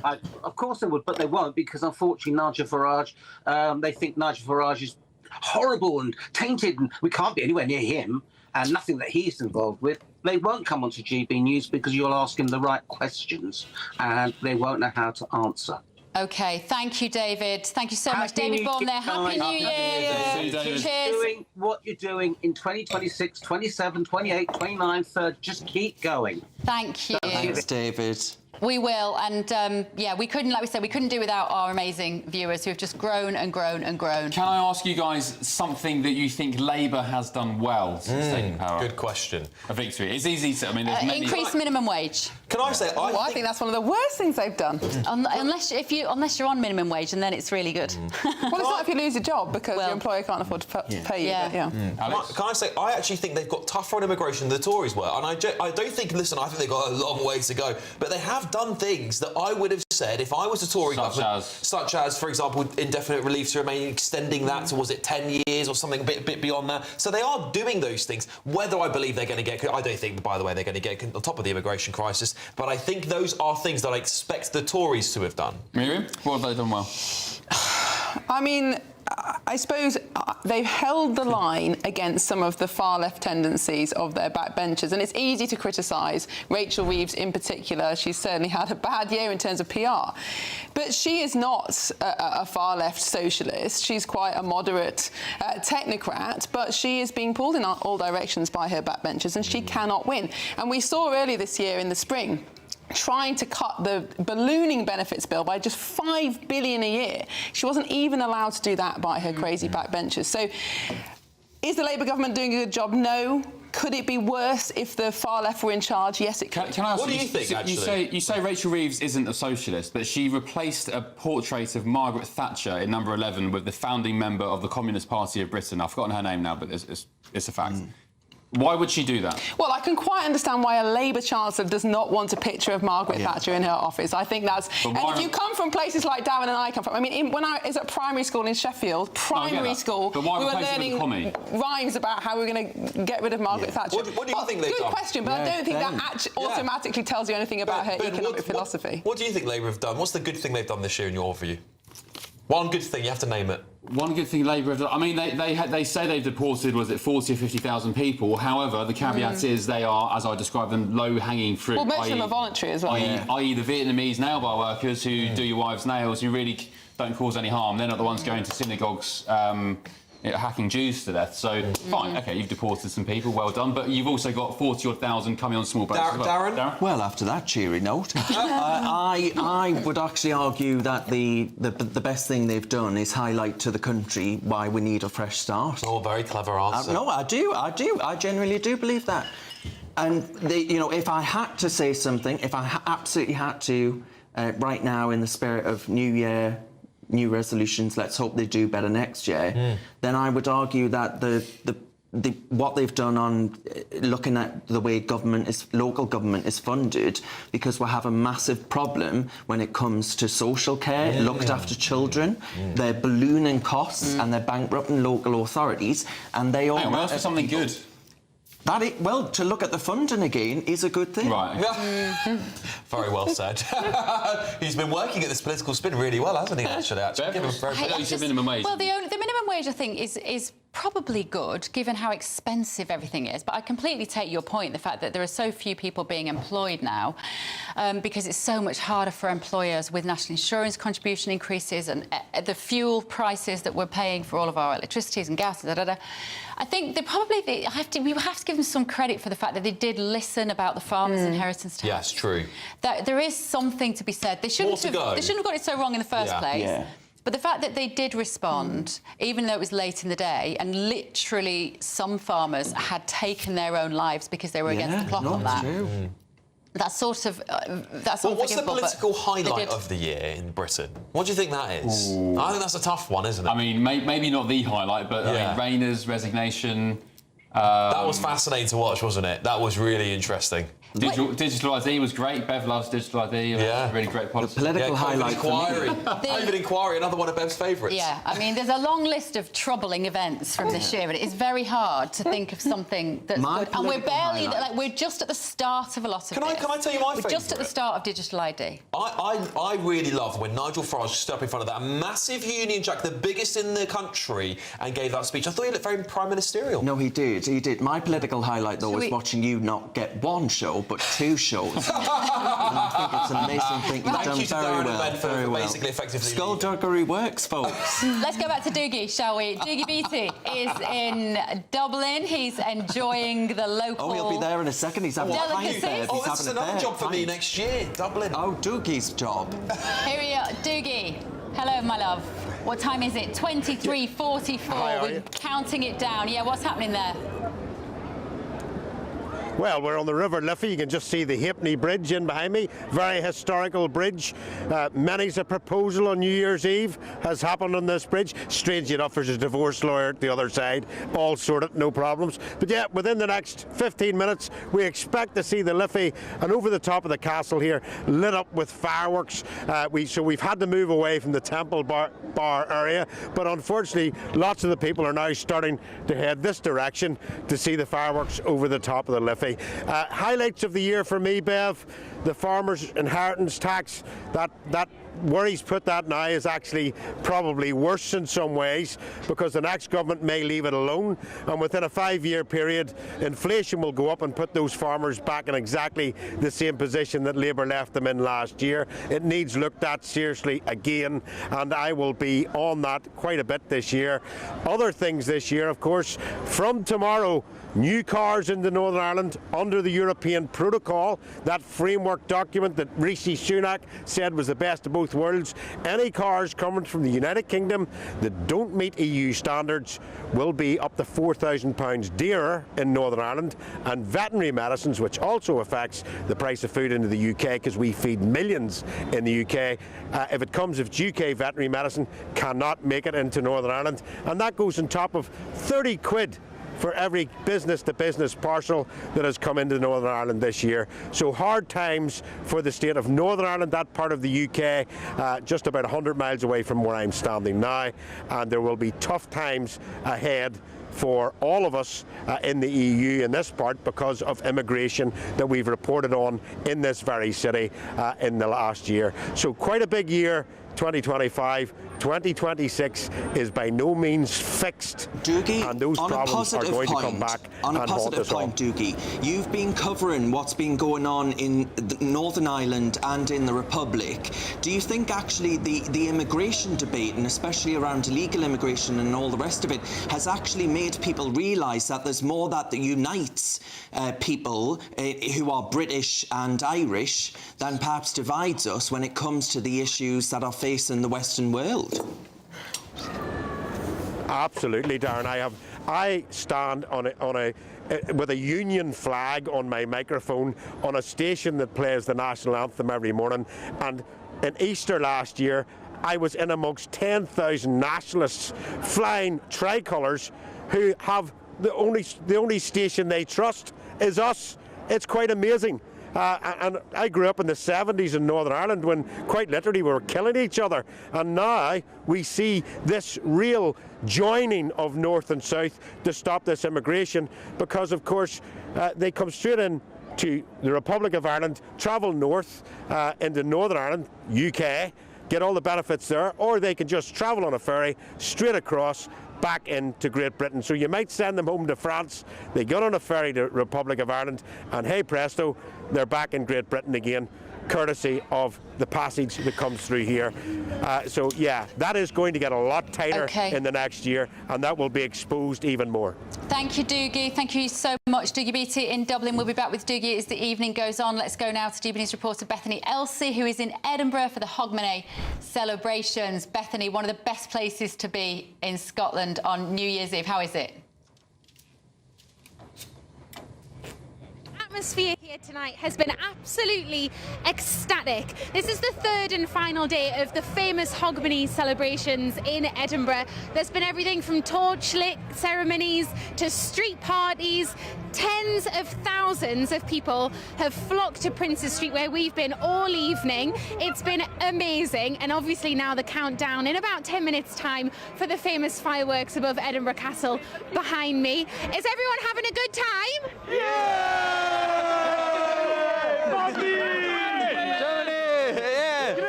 You boys have travelled from Germany for these celebrations. Has it been worth it? Yes, absolutely. I think it's worth it. Yeah, it's an absolutely amazing country. We love the whole city, and amazing people all around. It's amazing. Yeah. And what about yourselves? Are you having a good night tonight? Yeah, it's great. Amazing. What part of the event are you most looking forward to? The fireworks, I think. Obviously, not long to wait now. I bet it's been a very cold and long evening, but not much long to go. How about yourself?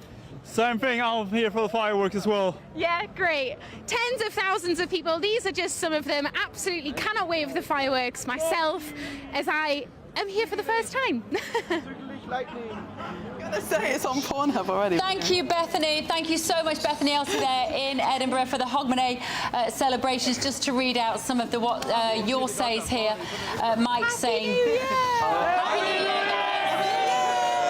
Happy New Year! Got the best accent in showbiz, by the way. It's a lovely accent. Bethany has done so well this year. She's done brilliantly.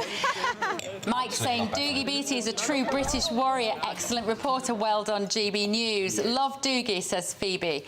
And all of you, the best team, doing a fantastic job. Thank you, Phoebe. Have to say, tonight has reminded me just how fantastic Darren Grimes is. I miss him. We love Darren. Oh. I don't miss him, though. No. I'm joking with the bank balance, doesn't it?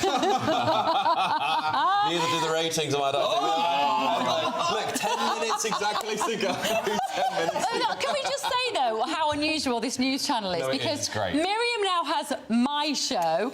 Yeah. You have what was Ben's show, Alex. And mine. And your shows. It's literally musical chairs, I've also taken isn't it? Ben's spot on Britain's Newsroom, which is great. Yeah. We always have so much fun on a Friday, don't we? It is like when the music stops, like grab a seat, isn't it? You'd never know where you're going to be next. That's so true. I'm going to ask BA to alert me when you book a flight to America.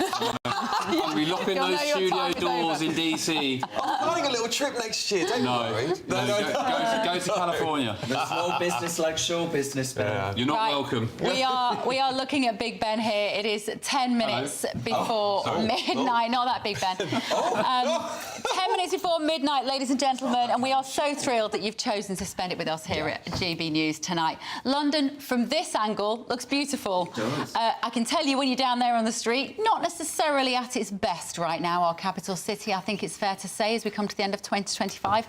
And I think if you had some hopes for the city in 2026, Darren, what would you like to see change in London itself as we look at these pictures? Well, I think you know the answer to that question, to be honest, Ben. But look, ultimately, what I would like to see is for people to feel that they can go and visit our capital city and feel safe in it. Yeah. I know what I'd love to change. I'd love the mayor to change. Yeah. That would be ideal for me. I think a new mayor of London would breathe life into the city. Yeah. Miriam, when you're driving around London or on off the tube, and what's your feeling about the city? Well, I don't live in London. I live 2 hours away. I live in lovely rural Suffolk, so it's an idyllic life, really, and I only travel into central London. I have to say, central London is exciting, it's fun.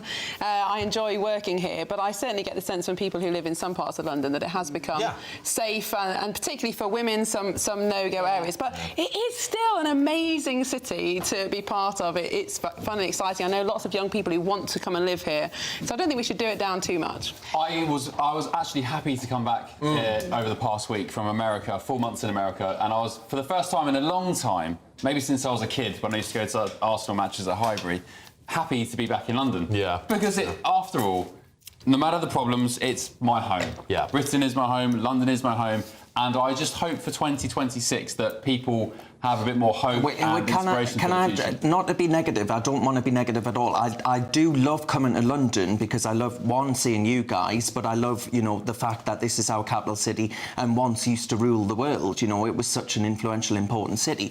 But I do go back home to the northeast of England and I do think it feels like another planet. It does, no, it does. It feels like another planet. This is the thing, I mean, I'm a born and bred Londoner, so when I go out and I leave the capital, it is a different world. There is a London bubble. It does exist and it is true. Yeah, you live in it.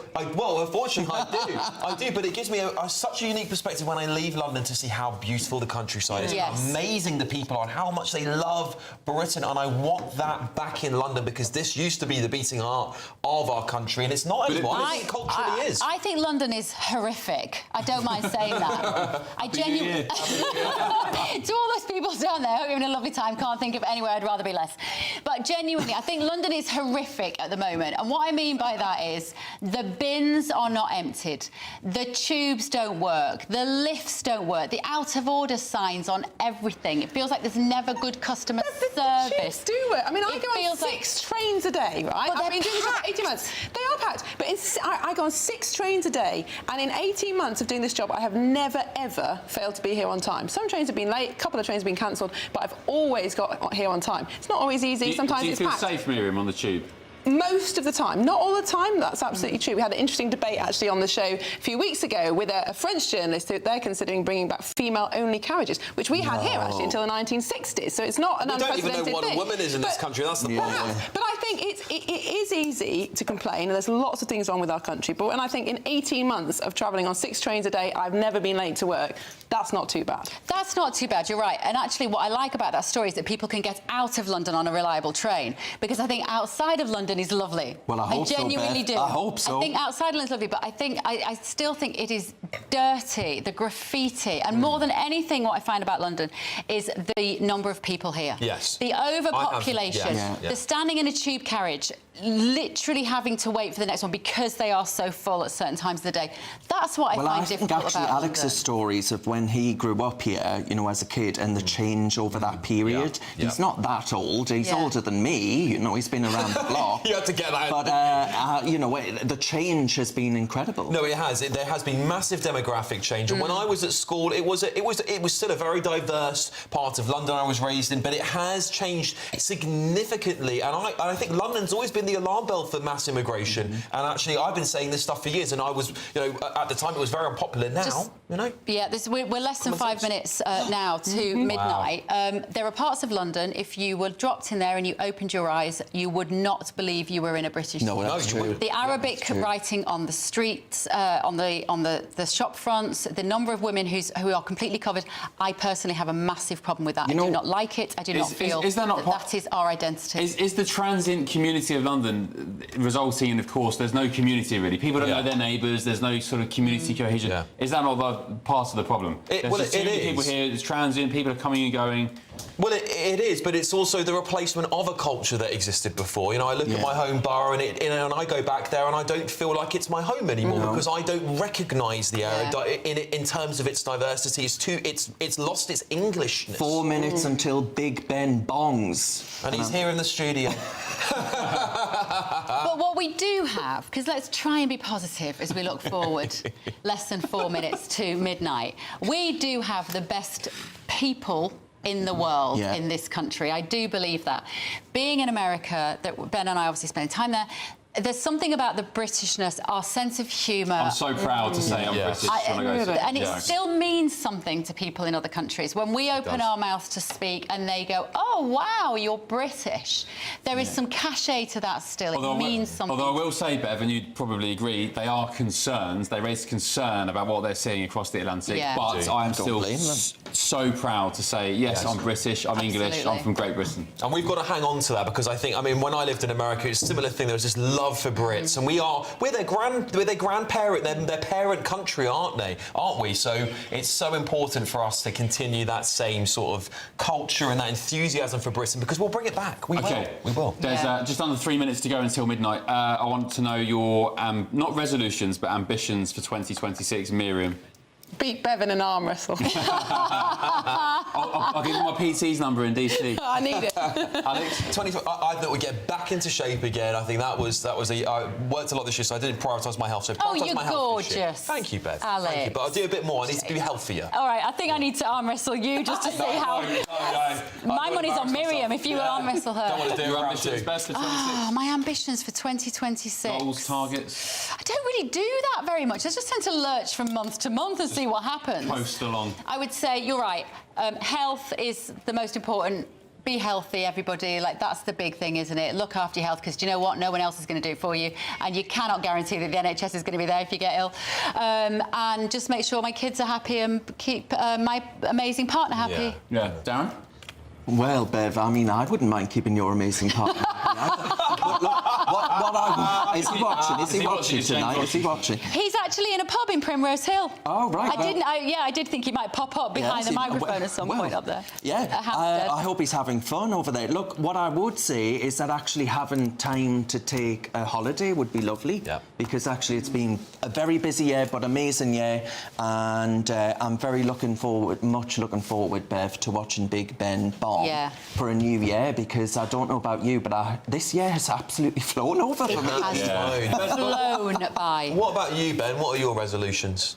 Well, not resolutions, ambitions. I just want to keep telling the truth. I think truth is important amongst anything else. I want to make sure my family are happy, and I give the best of myself to my family. Your kids watching? Your wife watching? Probably a bit too late for the kiddos, but it's 1 minute left until midnight, by the way. 2026 is on the horizon. And not forget our humanity with the march of technology. Yes, absolutely. So hold on to who we are, what it means to be human, what it means to laugh and drink and have fun and connect and do arm wrestles. Yeah. But is this not a beautiful human moment, though, Bev? You know, people who are actually out there, they've paid good money to stand and watch London light up in this way. It's still quite a beautiful thing. It is a beautiful thing, and it does bring us all together. We've got 30 seconds to go. Nice. And it does make you reflect, doesn't it, on what you've achieved in the year and how quickly it's gone, and what you might look forward to doing in the next 12 months, because frankly I think it might be a little dull from a political point of view this next 12 months, but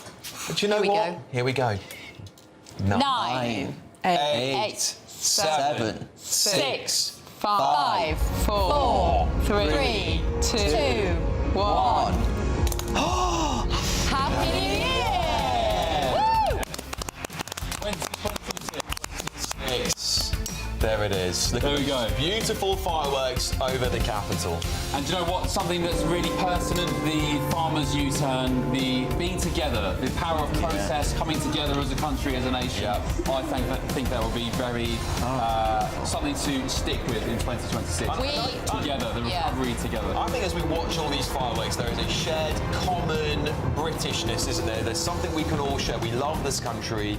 Everyone watching, I know our GB News viewers love Britain, don't they? And this should make us proud to see this moment we all come together. And all those people there who work in Westminster, just behind the big wheel there, behind the Millennium. The Millennium Eye. The London Eye. people, remember, you work for us, not the other way around. They're all out there, you know. They all go down to watch it from the Parliament. But look, what I would say, you know, they halved the budget last year for the city spending $2.5 million on the fireworks. But actually, I didn't notice, and maybe that's it. Is that me being too pro-Sadiq? I didn't notice, Miriam. I honestly didn't. Well, look, we haven't had any mention of the Mayor of London yet. This What is about Edinburgh. relief? We're looking at Edinburgh here as well, as all the firework displays take place all around the country. There we go. What was the cost of the fireworks last year, Darren? This was $2.5 million. Last year? Yeah, last year. Okay. And you'd assume maybe it's probably lower this year? Or the same, yeah. They're keeping the trend. And there's London there. Oh, amazing. With the London Eye and the fireworks looking spectacular across the sky. It really does. Also, it's going to be a big year for GB News and GB News viewers. It's going to be a big couple of years, actually, in the run-up to the election. It is. Do you know, that's what's been so interesting about this year, seeing which events have started to push GB News viewing up. And obviously, Trump being elected, that was really interesting. I think all the other channels were painting only a negative view of Trump. We weren't. That helped us to gain more audience. So, yeah, what's going to happen this year? Trump bump. The Trump bump. But it's just so beautiful that we can share it with so many members and viewers and a record amount of people watching us as Britain's #1 news channel this year. What a way to ring in 2026. And you know, for all of our mourning, and we all agree with each other on this, but London, that sold out. You know, today people still felt safe enough, secure enough to give their hard-earned money over to go and do it's funny that. what a border can do around a ticketed event. There is so much to complain about, and there is so much that concerns people rightly, but you've only got to look back through history. There have been many times when it's been dangerous to live in this country, when it's been uncertain what's happening next, and we've always pulled through. We have. We have. Can I just say, and probably you all agree, maybe speaking on behalf of you, thank you to all the viewers for their messages and emails this year, the your says. I know we can't always get to them directly, and there are hundreds and thousands throughout the year, but thank you for your support for watching GB News, because I mean, I speak for myself. I do it for you guys, for the viewers, for the listeners. I'm sure you all agree here on the panel. It's more than just a job. It's more than just turning up to work. It feels like something more important. Spiritual. Yeah, it feels like a spiritual battle. And the viewers are there with us, and I see your emails, I see your messages. So thank you for all your support on Instagram, on X, on the emails you'll say, and so on. Thank you very much. Can I just say as well that actually I haven't seen a single political emblem? Not yet. I'm watching am I getting ahead of myself? You might. It does go on for about 7 minutes sometimes. The fireworks. I wonder how long it'll be. But this is just, to me, this is just beautiful. But you know, London lit up. It shouldn't have messaging from politicians and monarchs. It should just be about British people enjoying a moment together, away from all of that, shouldn't it? Although I do say I did love the tribute to late Queen Elizabeth II when she passed that year. That was very touching. That fireworks display, and very pertinent for the country, a turning point for the country. I just hope that 2026 is going to be a year that is so much better for Britain. I think that's what we all want, no matter whether you love the government or hate the government. We're all united in wanting this country to be the best in the world. We do, Alex. We do. I mean, look at that. I mean, it's just spectacular, isn't it? Spectacular. We'll be one of the only countries in the world that people tune in to see. I'm sure these pictures will be broadcast in America all the way through to the east and to the west. That's the power of Britain, isn't it? And you've got to remember, actually, all those people who are on the streets tonight as well, the police officers that are patrolling the streets this evening, the paramedics who will be there for when idiot people drink too much and fall over and bang their head. You know, the doctors and nurses working in the hospitals tonight in terrible conditions, in cash-strapped wards all around the country. We genuinely thank all of you as well for keeping this country, frankly, alive and as safe as we can hope for. And also, without going into too much detail on New Year's, the security services as well. Thank you so much. Look, Spooks, MI5, MI6. Can I just, I'm going back to, listen, I'm tight, right? So I'm going back to the cost point. But $2.5 million for this, right? Sydney spent $3.4 million on theirs, one of the most expensive globally. Now, I actually don't think that was any better. The two, you know? Can I just say to everyone watching, I know sometimes people have very difficult years. Not every year is great for everybody. People lose people. We have difficult financial times. Just thank you all, and I hope you have an amazing 2026. I'm sure 2026 is going to hold a better year for you than the last year, because this is what it's all about. It's hope today, isn't it? New Year's Eve, New Year's Day is about hope for the future, and hold that hope and just enjoy your life. Enjoy whatever it is that it brings. I think what Ben was saying about truth, how that is it's a driving force, I think, for all of us on this table, and very much for the channel, because I feel like GB News has come onto the scene as an absolute disruptor and has blown a hole, frankly, in the news landscape in a way that some people have been incredibly upset about, but we believe is incredibly important, because we are, and the your say comments I'm just looking at here, you do say, you speak for us, you give us hope, you are asking the questions that we are wondering about at home, and we are thrilled to spend our New Year's Eve with you, a lot of you are saying at home. Yeah, so I've been struck, Bev, by the number of people that have come up to me. I've been on a bit of a tour this year. As someone says to us, Darren, you've been like Cheryl Cole this year. Says, I wish I had a bank balance. They've been saying to me that they've felt quite politically really quite lonely, and that GB News has given them a sense of community. One of my highlights was the GB News carol service, which we filmed a few weeks ago. And before the carol service began, people were queuing outside, waiting to take their seats. And it was just so amazing to meet all these people who'd come from all across the UK to be at the carol service and hearing what they had to say about GB News, how appreciative they were of our approach, and just how grateful they were to be there. It was really humbling, actually. It made you realise how much of a family people see GB News to be. And also, you know, maybe a little bit inward looking here, but thank you to all of you guys as well, because this is a joint effort. We all help each other, don't we? Our shows roll into each other, don't they, in the evenings? I beg your pardon. Well, apart from you at the end. Your show, my show. You rolled into my show. Your house show rolled into my new show. Funnily enough, actually, Darren, which rolls into the new show for Ben normally, but I also get the pleasure of seeing Bev as well, who it's always such an amazing thing to. I remember the first day that you guys were doing your weekend show, because that was when I was here, and how amazing it was to see GB News expand across the pond. Yeah. And what a moment it was to introduce the late And show can I live. just say as well, I think it's so lovely that Alex donated half of the salary that he's made this year to fund the lights this year.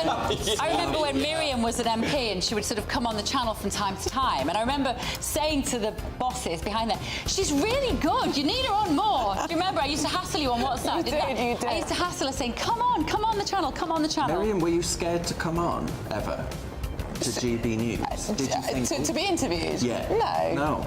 She's sometimes scared sat next to Andrew Pierce. I've got to be completely honest, the only time I've got nervous for interviews is the Today programme, because they do have 6 million viewers, and also they're horrible to MPs. But I mean, it's always been fine. But I more meant, you know, the question that we were raising earlier about accountability and the reason that politicians won't appear on GB News. You see, I don't think it's because they're afraid of answering the questions. I mean, they go on other channels and are asked questions. I think it's that they think that being on GB News will send a signal that they don't want to send to the Labour members, and I think that's the shame. And actually, credit to the Labour MPs and ministers who do come on this channel. I agree. Yeah, who know they're going to get a hard time, who know that our viewers aren't going to agree, but still do it. And I think it's worth appreciating them for that. I think the fireworks are coming towards a close, aren't they? Beautiful blue and gold this year as well. I mean, it's absolutely stunning. It's actually quite hopeful. It looks like the stars in the sky, doesn't it, almost over London. It's beautiful. And it's, you know, I just hope when people look at this, they see a positive future for 2026. No matter Not a what single moment of wokery. Not yet. It's not finished yet, Darren. How long are the fireworks? We are now 10 almost to 12 10 minutes in. 10 to 12 minutes long, normally. Okay, let's have woke firework bingo. What would we expect? What's your money on? Well, I'll never forget the BLM fist. Yes. Do you remember? No. Was there a bit? What year was that? What, in the fireworks? The fireworks. They did that Was that last year? No, during it was during lockdown. Well, I drove past somebody's Christmas lights the other day outside their house in Henley-on-Thames, and it said, "Stay safe and be kind." And I got really angry about it. My mother was like, "Why are you so angry?" I was like, "Because there was a time when people's Christmas lights didn't tell me what to do, and they didn't contain some sort of political message about stay safe and be kind. Just say Happy Christmas." Bev, I put lights up and it said, "Stop stealing shows." That's what I did. And the message hasn't got through, has it? Clearly not. Clearly not, Darren. What about who should be my target for next year? Oh. Maybe I could do all of B&R. Maybe I could do all of B&R. Andrew Pearce. I don't think Miriam could cope with me doing Look B&R. at that, though. This is beautiful. Andrew Pearce will be watching that with a cold glass of champers, waiting for Alex to steal his show.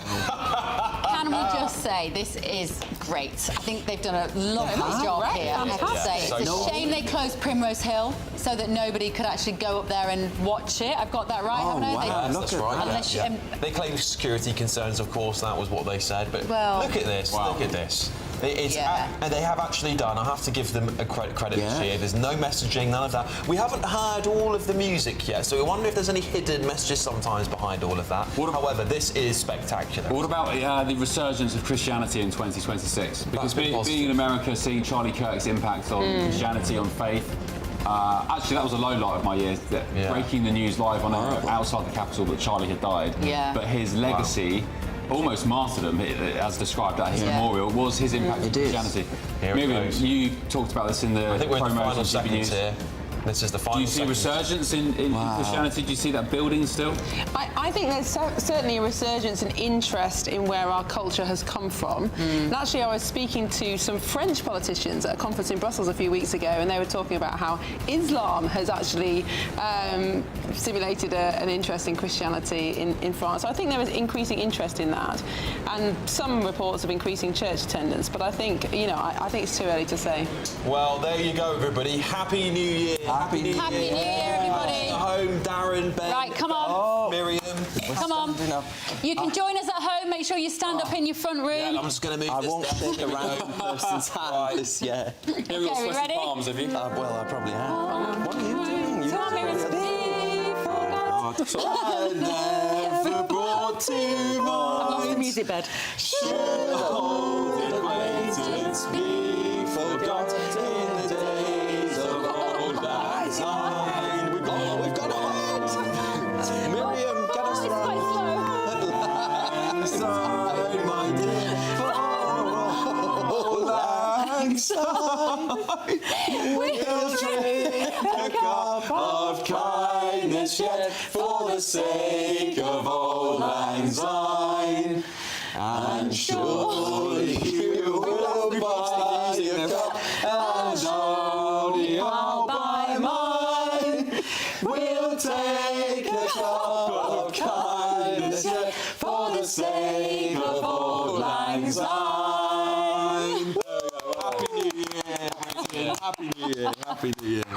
There you go. That was our best attempt, everybody. I've had some very strange moments on GBNews in the last few years, but that was definitely one of the weirdest. That's the second time. Happy New Year, everybody. Let's go now to Ring in 2026 with GBNews presenter Sir Jacob Rees-Mogg, who probably accompanied us there on Auld Lang Syne. Jacob, so good to see you, and 2 mini Rees-Moggs with you there. Happy New Year, everybody. A very happy New Year to you all. We admired your singing greatly, much better than the Rees-Mogg standard of singing. How have you spent New Year's Eve in your house? We've had dinner. Annunciata has been with me, who's a regular appear on GB News. My mother, Nanny, lots of children, Annunciata's family as well. So we've had a very nice time this evening. Do you eat? What is served at the Rees-Moggs on New Year's Eve?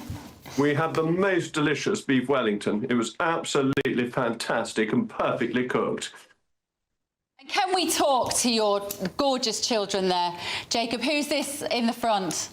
In the front, it's Alfred. Alfred, do you want to say hello to GB News viewers? And your beautiful daughter behind? Hello. Hello, both. Hello. Have you had a lovely Christmas as well, both of you? What did you get for Christmas? Were you spoiled? Did Father Christmas spoil you over Christmas? We were spoiled, and a Dalmatian turned up. So. Oh! Oh wow! A puppy? Yes, a puppy. Pongo. Oh wow! Alfred came with me to choose it. Oh, lovely. Oh, that is a dreamy Christmas present. Sorry, Sir Jacob, what's it called? Quango? No, they're not prank games. It's called Reginald Twistleton. And those of you who know your PG Woodhouse will know that his nickname was Pongate. No, it's not. He's called Pongo from 101 Dalmatians. Obviously from Woodhouse, not 101 Dalmatians. Brilliant. So, Jacob, you famously never changed a nappy. Will you be cleaning up after the dog? Well, fortunately, Nanny's still on duty, and she's always pleased to look after dogs. She adores dogs. Definitely. And Jacob, let's just talk politically for a moment. What do you think 2026 has in store for the country?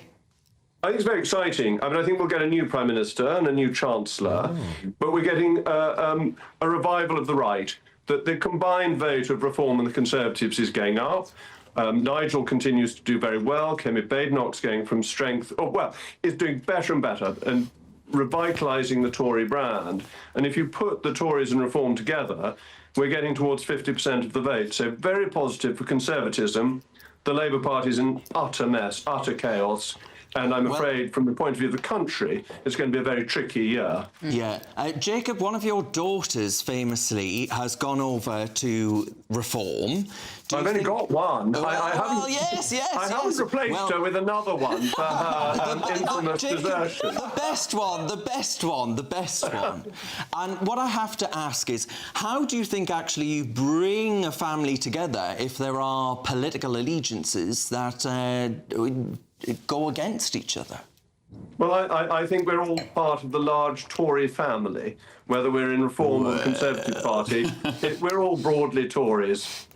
Oh, well, boo. As a Reform councillor? No, look, listen, I think actually the Tory party have had their day. They have shown that actually, I think on everything, that fella from Egypt, whose name I totally forget, Oh, well done, Mr. Fatter. Some of us present news programmes. Well, that's true, yes. One of us doesn't anymore, actually. Thanks to me, might I say. The Tories, Jacob, any advice for budding politicians Remember that might the names of people in the news. Yeah, good. That's I think I've got two budding politicians with me, one sitting on my lap and the other sitting immediately, oddly, to my left, in spite of her having joined Reform. We should have orchestrated it better, I think, because Mary's definitely on my right. But this is very encouraging. The young are all quite right-wing. Yeah, very. Very, yeah, it is. And in the background, Anselm is nodding vigorously, agreeing that the young aren't old pinkos. Yeah, quite. Oh, we wish you all a very happy Christmas. Give our love to Annunciata as well, Jacob, won't you? And we will see you very soon. Happy New Year. Happy New Year. Happy New Year. Happy New Year, guys. Right, well, from the sublime to the ridiculous... We're now going to talk to Darren Grimes, his mum and nana. Yes, my mother and nana. There they are. Happy New Year. That's my beautiful nana. You know, she's 90. She's 91. She's 91. Fantastic. No, yeah. You know, my mother is the one sat next to her there, and my mum, I signed up, and actually the man behind her is my little brother, and we signed them up as a party as paper candidates in the local elections, and they won. And my mother is now the vice chair of Durham County Council. Well, can we ask a question? Yes, of course. Darren's mum, what's the biggest challenge you've had getting into politics as an ordinary person? What's the biggest challenge for you? Do you know what? We have at County Durham, we have such an amazing team. Nothing has been a challenge at the moment. And Darren, will your nan perhaps stand as well? Maybe she could stand for election too? Oh, well, I would love it if she did. I mean, those curtains, she's sort of going in a Reform direction. She's doing me proud. She's doing me proud. You know, she's an amazing woman. She has brought up 5 of her kids. She's got more grandchildren than I can count right now. And ultimately, you know, that family are so together. Yeah. You know, people say to me, Bev, I don't know... They say, what do you do about arguments over the dinner table at Christmas? Well, we don't have any because we all agree with each other. So lovely. Jackie. Can I just... Jackie. Yes? Ben, Happy New Year. What is the naughtiest thing Darren did in 2025? Oh, there's that many. Where do you start? Where do I start? Was it lowering the pride flag over County Durham? No, can I tell you what it is? Can I tell you what it is? It was leaving GB News, so I dropped the salary, and she didn't get a bottle of rosé champagne this Christmas. She loves the rosé champagne. Yes. That's it. It was shocking. See, I told you. Jackie, do you think Darren should come back to the Saturday 5 every now and then? What do you think about that? I do. Do you know what a wonderful talent we have on tonight on GB News? You know, GB News is such a wonderful news channel. And, you know, I wish you all the best. Oh, you're so amazing. Happy New Year, Jackie. Thank you. The Grimes And family, Bear- Happy New Year. Happy New Year to you all. My uncle's behind them New as Year, well, and my guys. uncle stood as well. I basically signed up my whole family. You've taken over. Someone at one point said, "Oh my goodness, it's like the Durham Mafia." Well, for every show, well, it's like almost for every show that I gain, you gain another member of your family Well, into true, parliament. There he is, my Uncle Tony. He looks a lot like my granddad, who's the mind behind him. Oh, yeah. Hello, Uncle Happy New Year, Tony. all of you. Right, Anyway, Happy New Year, thank you guys. so much. Love you lots. See you Thank soon. you so much. Thank you so much. I must be so nice for your family that you're spending more time in the northeast now Oh, it than when is, you were on the definitely telly it and is. you were down and here. you know what, for me as well, you know, 91 is an older age, and being able to spend more time with the people that I love is very rewarding. What's wrong with me? Yeah.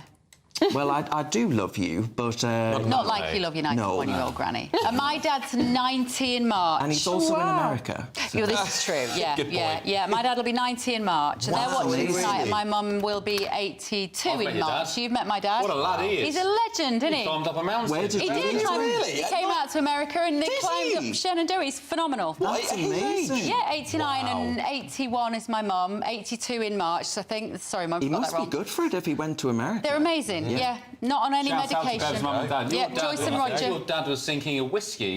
in Oh, the he likes corner. a whiskey. We were having a nice dinner. Me, you, Mum.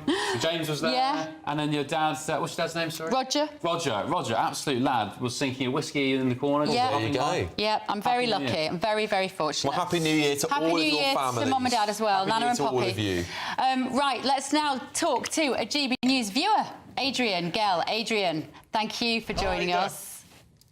Hello. Great pleasure and a really happy New Year to you guys. Happy New Year to you And as Ben, well. if you're in the London studio, Ben, it's really nice to see you back there again, rather than being across the pond. Yeah, we are. We're both here today, which is brilliant. Yeah, absolutely brilliant. Good to see you both there. Oh, good to see you. Did you see the fireworks, Adrian? They were pretty impressive, weren't they? I have to say they were. I think they've been better in the past, but they were still very impressive. And but I think the most impressive of the lot, it has to be said, were those ones in Dubai earlier on, which were absolutely spectacular. I saw those. But we've done a good job in London. We've done a great job in London, as we pretty much always do. Yeah, absolutely. Where are you based, Adrian? Where are you zooming into us from? So I'm zooming into you from the happy Strettons in the middle of South Shropshire. In the Shropshire Hills. It's a beautiful part of the world, surrounded by wonderful countryside, fantastic rural community, great farming part of the country. And and we really hope that 2026 is going to be a big change to the farmers and the rural world. Well, I was going to ask you, what's your hope for 2026? If you could wish for anything, what would you wish for?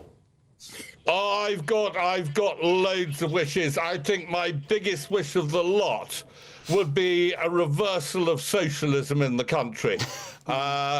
We've seen it in the 70s, and we're right back now, and it's making life hell for everybody. So a reversal of socialism in the country, the removal of government interference and giving people back their freedoms and their rights to speak, a return of common sense and self-responsibility.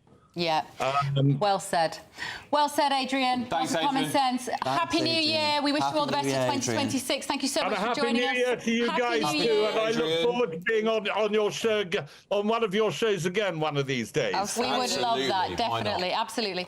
GB News reporter Bethany Elsie is in Edinburgh still for the Hogmanay celebrations. Bethany, how is it there now at 12:25 a.m.? absolutely incredible, Bev. We've been here since the early afternoon. I spoke to dozens of people. Every single one of them here in Edinburgh said that the highlight of the night was going to be the fireworks, and they absolutely were not wrong. And once they finished, everyone behind us, thousands of them, all started singing Auld Lang Syne, which was just an incredible thing to be a part of. And I'm so glad that we got to be here to see in 2026. And I'm joined now by some people who travelled all the way from across the pond. We've got Courtney, Liz and Ash. Do you think it was worth it coming here tonight? Absolutely. Best fireworks you've ever seen. It was amazing. It was incredible. Best vibe. People are amazing. Everyone's been so nice. I feel like the Scots really know how to party. They take having fun very seriously. Next level. Next level. Go big or go home, right? We're not going home. Is that an American accent? Oh, it is. A little bit. A little bit. It's a big bit. It's a bit. This is a Scottish accent. Do either of you three have any New Year's resolutions? I think just a year of moving forward, no regrets. The year of the horse. We're saddling up. We're shedding skin from the snake and jumping on the horse. Oh, I love that. I love that. Positive vibes going into 2026. Oh, yeah. And is it your first time coming? Will you be back again? Oh, yeah. Absolutely. Oh, yeah. We We're loved already it. talking about next year coming back. And are you going to be avid GB News watchers after this? Obvious. We Every already day. are. Every day. Every day. Thank you girls so much. I hope you have a good one. Happy New Year. Oh, thank you, Bethany. Thank you, ladies from America. We already are GB News fans, they said. It's Late Show amazing. Live fans. There we go. Possibly. Bev, can I just give a quick shout out because they've just asked me to, and I love them to pieces. You know GB News updates? Yes, they're very good. Yeah. They've reached 6,000 followers, Wow. which is amazing. You know, they chronicle everything that goes on this channel. Darren, I don't know how they do it because sometimes they know things before I do. I know. Just to be clear who they are for people who don't know, they run a social media channel. It is a channel, really, It's isn't an account, yeah. And it's GB News Updates. It's nothing to do with us officially. I think it's two young lads. It's I think two two young lads who love the channel. They love the channel, and sometimes they'll say, on tonight, it's Bev and Ben, and I go, oh, thanks for the reminder, boys. They are really one step ahead of us. Thank you, gents. Great work you've done over there. And they make some amazing graphics too. Anyway, there we go. Right, OK, let's go now to speak to... we've got Nana. We're going to be talking to Nana in just a minute, but just stay with us while we... Not my Nana. Oh, Nana's ready. Oh, she's Nana ready. Aqua is joining us now at 12:27 on the 1st of January 2026. Nana, lovely to see you. What are you doing? Where are you? Who are you with? How have you spent your evening? Well, I'm with my lovely family, my young son Ivory. There he is. Hello, Ivory. And Stephen, yes, we're all here. Nice. Now this is Prosecco. No, sorry, it's Dom Perignon. Yeah, this is Dom Perignon. That is no second because Stephen doesn't drink, but I have to make sure I say that. And Ivory's just had his Coca-Cola, so he's not going to go to sleep at all. Oh, brilliant. Yeah, so we've just been celebrating at home. And, you know, because we've just come back from Barbados. We had a week in Barbados, so we're kind of getting over the jet lag. So we thought we'd come in and celebrate the new year together. And how is married life, Nana, as you head into your second year? I'm not married. We got engaged this year. Got engaged, yeah. Not had the marriage It's yet. coming this year, though, guys, hopefully. Oh! This year, hopefully. So we're going to have a huge wedding. We don't know where. So you had a big party for the engagement. So you're not going to do the wedding small if that was the engagement party. Well, exactly. It'd be rude not to have a massive party. So we're going to have a huge party. Well, Nana, a massive wedding. I want to know. Of course, you're all invited, obviously. Well, I was going to say, hopefully we're all invited. Hopefully you don't do it on a weekend so I can come this time. Well, if it's on a weekend, somebody else can run my show. There we go. It'll be me. No, we'll It'll find be you, someone Alex, else. yeah. We'll find someone else, Nana. We'll find someone else. Yeah. That can Maybe turn up Darren. and say- Yeah, Darren could do it. Maybe Darren can come back. Maybe Darren could do it. Yeah. But look, it's been a really, really good year, I've got to say, and it's been quite incredible because I was at GB News at the very, very, very start. Yeah. So I was there with the dodgy lighting where you couldn't really see me. I looked green and mouldy, and the lighting was so bad. There was one time there was a black thing behind me in the office, but the cameras were going all the way through. Unless I smiled, you couldn't actually see me. My mum was saying, "No, are you there?" Yeah, Nana, you crack me up, honestly. You really do. There's a lot of things we do well, this is better now, but the lighting, I think we can all agree, especially the ladies, the lighting is much better. And you, Ben, you appreciate and nice the makeup lighting. for Ben as well. He's got his own little makeup. Absolutely. Give me my lighting. Yeah. And Nana, when you look back on 2025, from a work point of view, you've sat at this desk every week and seen the biggest stories unfold. What has stuck in your mind as some of the key moments when you look back and think, did that really happen? I think it's just it's like a soap opera, the whole way that news has become. There's always something else. It's like, no, he didn't say that. Really, did he? I think one of the standout moments for me, only because it was so bad and I would never expect a politician to do this, was when Keir Starmer, the Island of Strangers, which to me was the best thing he ever said, he then retracted it and then confessed that he hadn't even read the speech beforehand and that somebody else had written it. And that to me was something that I never thought I would ever hear a politician openly admit that and use it as an excuse as to why he said something that he didn't really mean. Do you know what I mean? So that was a shocker. You know, I find that, ridiculous. And can we talk to your handsome boy? Will you talk to us? There he is over there. Ivory. Stephen. You mean Ivory? Ivory, what do you think of your mum's show, Ivory? Do you tune in? Yeah. What's your favourite part of Mum's show? Do you like the quiz? Do you like the quiz? I like the quiz. Yeah. That's fun, isn't it? That is good fun. And your other handsome boy, then, we can't let you go out without hearing from you as well, then, Steve. What's it like being engaged to, soon to be married to, the fabulous Nana Aqua? Our viewers absolutely love your wife-to-be. Yeah, she's amazing. You know, she really is. We're very blessed. You know, we're definitely matched. We've got an amazing future. And I've just got to say, Ben, you know, I did watch the press-up match off, and you definitely dusted Darren. All right? Darren did 2.5. He got dusted, Darren. You got dusted, my friend. And I thought it was hilarious. Ben's now dusting the studio, Steve. Right, Happy New Year, guys. Happy New Year. Happy New Year. All the best for 2026. Happy New Year. I did, yeah. You can tell it's live telly. Honestly, Did you hear that? Yeah. What? Did you hear that? What? I dusted Darren. Yeah, I did. I saw you. We were watching Can I just say? dust the studio. We started the night by Darren throwing a glass of champagne over Miriam. Yeah. We sat down at the desk and Alex managed to throw all the pens on the floor. And now you have just thrown that all over the desk, honestly. Sorry, I'm back to these scene next week. These men. Right, with us now are the landlords of the Nail Cut Hole pub in Warwickshire, Rick Cressman. Hello, Rick. Hello there, how are you? Hello, Rick. Very good. Thank you so much for joining us. Are you in the pub now, Rick? Well, I'm in the marquee. I'm in the marquee at the hotel. And yeah, it's fantastic. It's been a lively evening so far. Brilliant. What have you been doing? Have you been dancing? Have they got a band there tonight? What's happening? We've got a fabulous 60s band that are playing right now. We've had a wonderful singer, Pippa Langhorn, during dinner, table magician. We've had all the fun of the fair, a fabulous 4-course dinner as well. Brilliant. And what do you want for 2026, Rick, if you could wish for anything? If I can wish for anything, I think a government that listens. Absolutely, yeah, Rick. That would be helpful. That would be even better. But getting government to listen to our hospitality industry would be very helpful. I think we've had enough trouble from them. Yeah, how tough is it to be running a pub at the moment, Rick? Well, it's, as I say, this isn't just a pub. This is an independent hotel that I've had for 35 years this coming year, and I've never known it to be more difficult.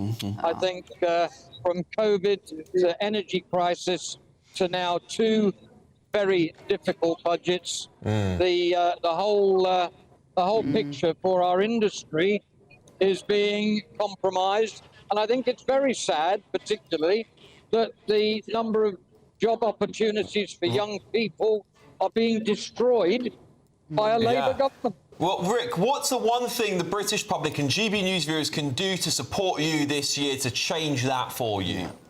I think the biggest thing is to actually understand that, we don't want in our industry to keep putting up prices or to see businesses actually going bust. At the end of the day, we need to see customers able to get reasonable prices from us, which we've always tried to give. And I think the government has to actually bend and actually behave. They've lied to us. They've completely led us up the garden path about business rates. The best thing that they could do right now is actually cut the VAT and put us in line with the rest of Europe anywhere between 7 and 13%. And I don't think it should have ever been increased after COVID from the 12.5% level to 20%. The industry is still unable to reinvest in its businesses properly, and the employment costs, everything they've done has been anti-jobs, anti-business. Thank you. Thank you, Rick. Rick Cressman there. We wish you all the best, and we hope for that VAT reduction for you in hospitality in 2026. We hear that a lot, Rick. Happy New Year, my friend. Happy New Year. Cheers to you. Cheers to you. Cheers. Take We care. hear that all the time Bye-bye. from publicans and anyone in hospitality. They keep saying the one simple thing, cut VAT, makes everything cheaper. Let's go to GBNews reporter Isabel Fekulak, who is in Cardiff again for us tonight. Isabel, you were in a party before. It looked blooming brilliant, frankly. They're exactly the kind of place I'd want to be on New Year's Eve. If it wasn't here, of course, because this is Plan A. What's it like now? Has it calmed down a bit at 12:36? Well, there's still actually a lot of crowds over on the marina that have been overlooking the fireworks. They were going off from several different locations. We got a view of the entire bay, so it was actually a really beautiful display from many different areas. But yeah, still crowds over there in the marina looking for more fireworks that keep popping up around the place. And in the city centre, I'm sure it's still absolutely buzzing with energy as it was earlier, with people continuing their celebrations on until the early hours of the morning, I'm sure. Thank you so much. Looking gorgeous there, doing a brilliant job for us from Cardiff. Will be doing more for us in 2026. How are we all? Are we all right? Yes. Good. Do you know what? I'm ecstatic for New Year. I'm ecstatic for 2026. Good. Right. Good year. Let us go to a couple of regulars from The Late Show Live. Ben and I are delighted to say that they've become familiar faces on GB News this year. From Washington, D.C., Democrat strategist Mally Smith and political commentator with a pipe in his mouth, Stephen Kent. Stephen, I didn't have you down as a pipe smoker.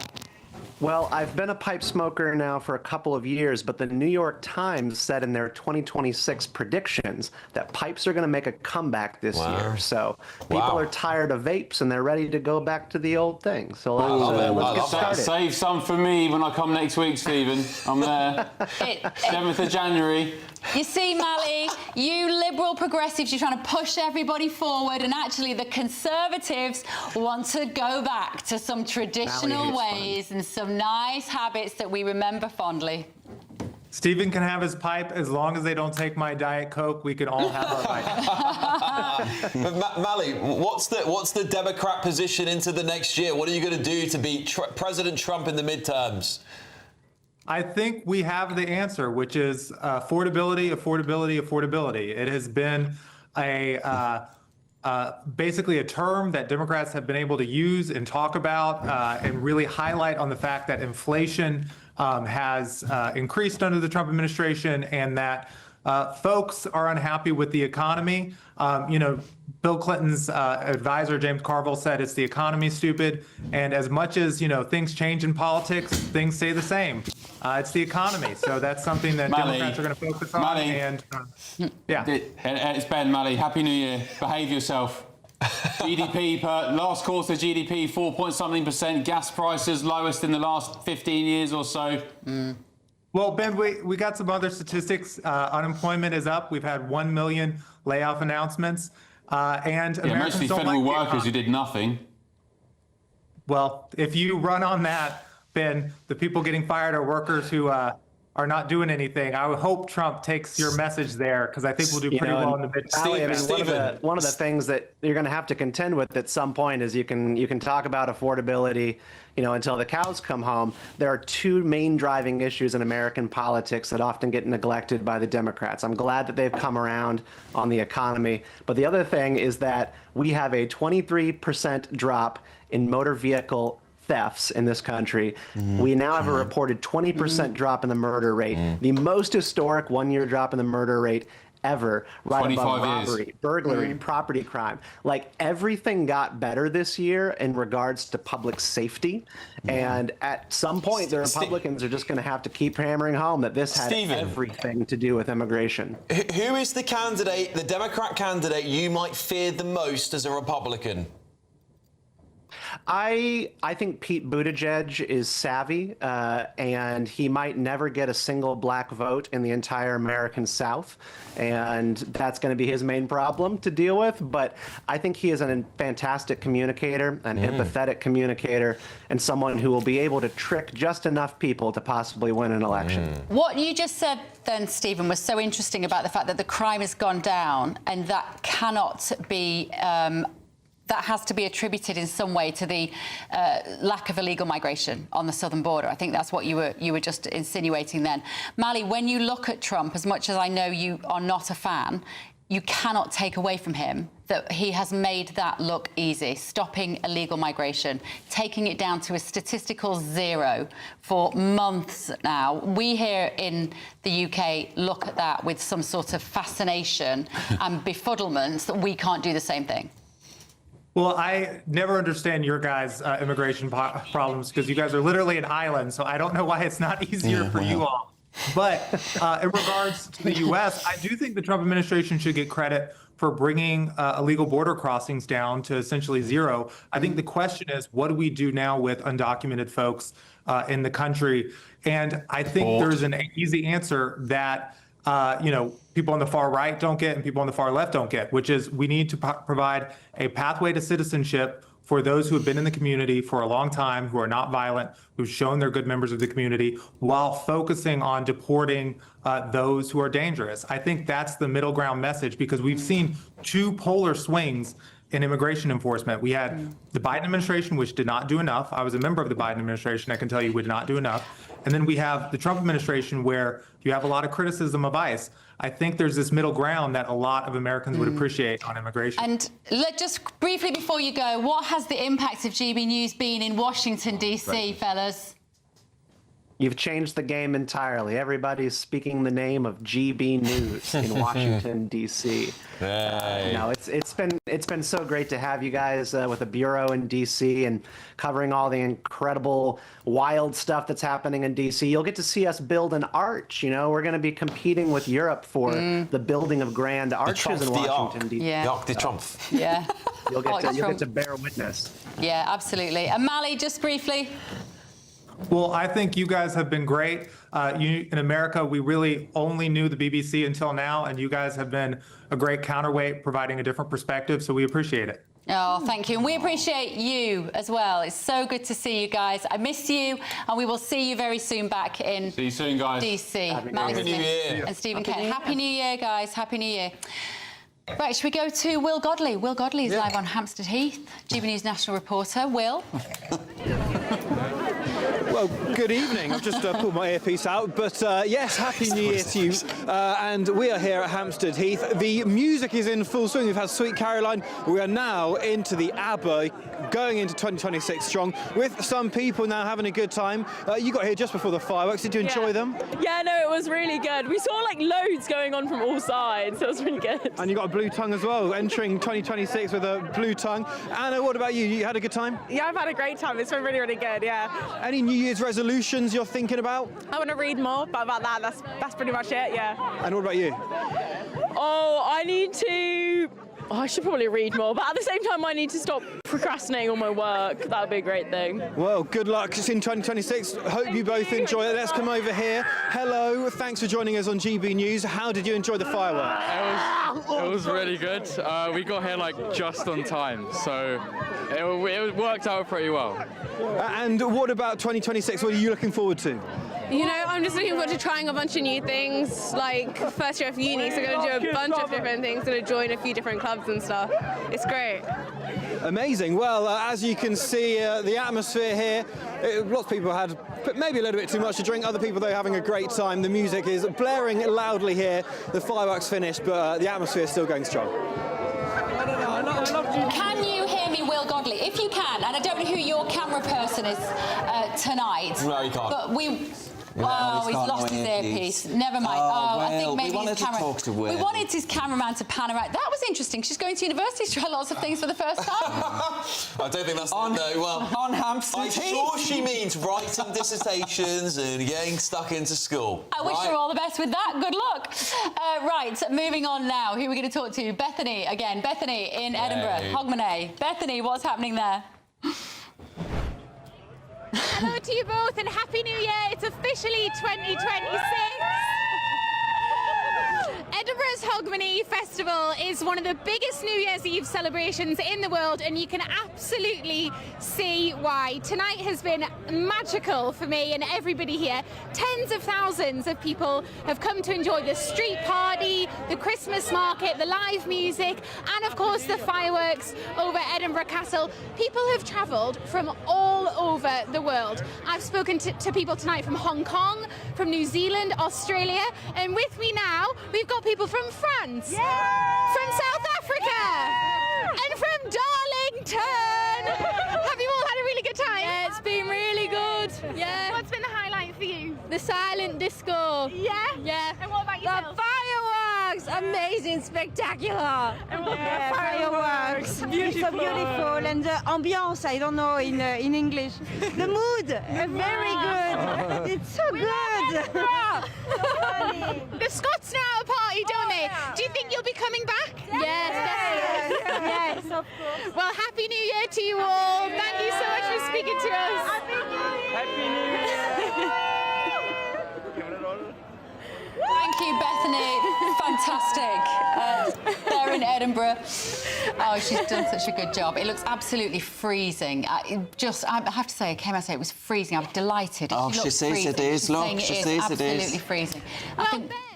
Go on. Bring her back. Go back to her. Elsie back. We want Bethany. There she is. Go on, Beth. My legs are shivering. I'm so cold. Bethany, how are you, pet? The cameraman, Alan, has done this for 30 years running, and he says it's been the coldest New Year's Eve in his history. If anyone's got the back to do it, it's Bethany. Yeah, Bethany, pet, you're from the northeast of England. How are you? We're stronger than this. And she's kept smiling all the way through it. Brilliant job. God bless brilliant, you. brilliant, God brilliant. bless you. I thought we were going to go back to Will, and We then are we are. in a sec. We're Just a gonna minute. We're going to try and go back. All right, what's the one thing you're going to do this year, Darren, that you haven't done before? Oh, well, I would say There's a lot of things. but, you know, I have to... A decent press-up. A lot of things. Press-up exercise. A proper one. Do you know what? I'd go to the gym, because I was going to say go back to the gym. That would be a lie. Because I was looking at photos from when I started GB back in the day, way back then. I look like I've eaten that boy. There was more of you tonight. You were bigger then than you are now. Still less of you there. Far less. Really? Hang on. So what happened? on, you look How fine. have we got? Let me just say, you look great, but why do you feel you've got to this point? I think actually it's... How have you got here, Darren? This is your life. How did you get to your size? Oh, wait, It's like this is Quiet Piggy. Quiet Piggy. Do you remember Quiet Piggy? It was because of travelling, I think, to London every single week. You know, you sat on a train on your bottom and you're stuffing your face, having a and you're Yorkie drinking bar. the drinks, you're going out. And you're Well, you having need to do fun. another press-up. I do. Go on then, That's come what on. I know. There we go. I didn't do my What about squats some with a lunge. sit-ups? I think Alex Armstrong promised us a squat. No, Come on. Too late now. No, push-ups. No, come on. Come with me. Come on. Show me how Come on. it's done. Right, Oh, what we're for going to God's do, sake. you're going to clean your Show teeth. me I'm going how to show it's you what I I'm do. not Come on. doing that, I Yeah, tell you you are. that Come for on. sure. I'm not Come on, cleaning my Alex. teeth, but I'll do a squat. Hang on. As I did last Are we year, doing it I don't know whether we're on here? here. All right, Yeah, we're doing it here. So, as I was teaching everyone last year, very simple way to keep fit when you just do your teeth. I'm not doing the teeth Do your bit, squats. because that's going to get clipped up. Come on, for the Alex, rest of my life. like this. Come on. Right. I can do the squat. You've got to do this, all right? But There we go. I heard tonight that I've got to do a... That's a good squat, isn't it? I've got to do a squat and a lunge. Oh, you're going to do squat and a Right, a squat and a lunge. So like that, and then like come that. on, you lot. Press up. Come on. Right, Darren, you do the press-ups, I'll do the squat squats. and a lunge. A squat and a lunge. He's right. He's very good. This is what happens when you give GB News presenters... ridiculous. Miriam, why don't you come up? Come on. Yeah, you've He's got to doing his come. press-ups. Come on, come and join us for 1 second. I've got a You can do the two... Squat and a lunge. adequate view from this location. Darren, what are you doing there? What's that? Darren, you get it. What's that? We need a press up. Come on, you can do it. Squat. We want to see a press up. I look like Bruce Forsyth. Miriam will come in her own time. Oh, okay. We need a press up. Here we go. Come on, Rob's Darren. not watching. Squat and a lunge. Squat and a lunge. And then you can do it round like that. You could just... Oh, you can do it round the other way. Right, okay. You can do it, and then just clean your teeth. Make sure you clean your teeth at the same time. He's just going for it. He's just going for it. This is going to get edited. It's not even on camera. Debaucherous. Press up. There. Well done. That'll do it for you. You're watching GB News. Yes. News Serious news channel here, everybody. Serious news channel. Serious news channel. There you go, Darren. Then we can all say my squats are pretty good. We can all say you've made actually. a total fool of I didn't yourself. actually see them, to be honest. Well, you I can was too busy watch brushing them. my teeth. You can watch them on Catchback over the next Who week, was it? probably. Many times as you wish. Yeah. Who was it who said I should add a lunge in my squats? It was one of our viewers. It was our viewer, wasn't it? It was one of the. It was David. David, thank you. David, it was David, he's a personal trainer. That worked for me. Well, I want to know why you won't do a press up. Well, mostly because it's very warm in the studio as it is, and I don't want to go redder than I have been because I have been He drinking. doesn't want to ruin his very nice jacket. It is a nice jacket, isn't it? Where have you got? What's everyone's plans after tonight? Well, I think probably going home to me. Do you know what? I'm going to be What's back your here at plans? 7:30 tomorrow Are you on morning. breakfast? I'm not on breakfast, on Britain's Newsroom. Oh, newsroom. What's the day Moon's doing tomorrow? Britain's Newsroom. I have no idea what day it is It's tomorrow. Thursday. Thursday It's tomorrow. the 1st of January. Today, it is Thursday the 1st of We've January. got 5 minutes left on this show. What are we going to do? Well, I'd like to see what the viewers are saying, Yeah, but good idea. my Wi-Fi's gone down. Well, Ben Neal's hasn't. Maybe the password changes. 26 years late. Do you think the password changes in 2026 in this building? It very much could be. Yeah, I think it probably does. This is enthralling conversations where everything is to keep you up at 1 in the morning. Now, I want to know, gbnews.com/say, what is it you want in 2026? Darren, what would be the number one thing for you in 2026? Oh, well, come on. That's about as obvious as anything else. Well, I don't know what it is. Well, a new bloody government. No. Can I say bloody? You can say bloody at Well, this time that's in the it morning. now. You're off that for good. Let me read some of your says. Glenn has said, what an amazing done. New Year's Eve show, so different to all the other BS. You can say that. You can say that again.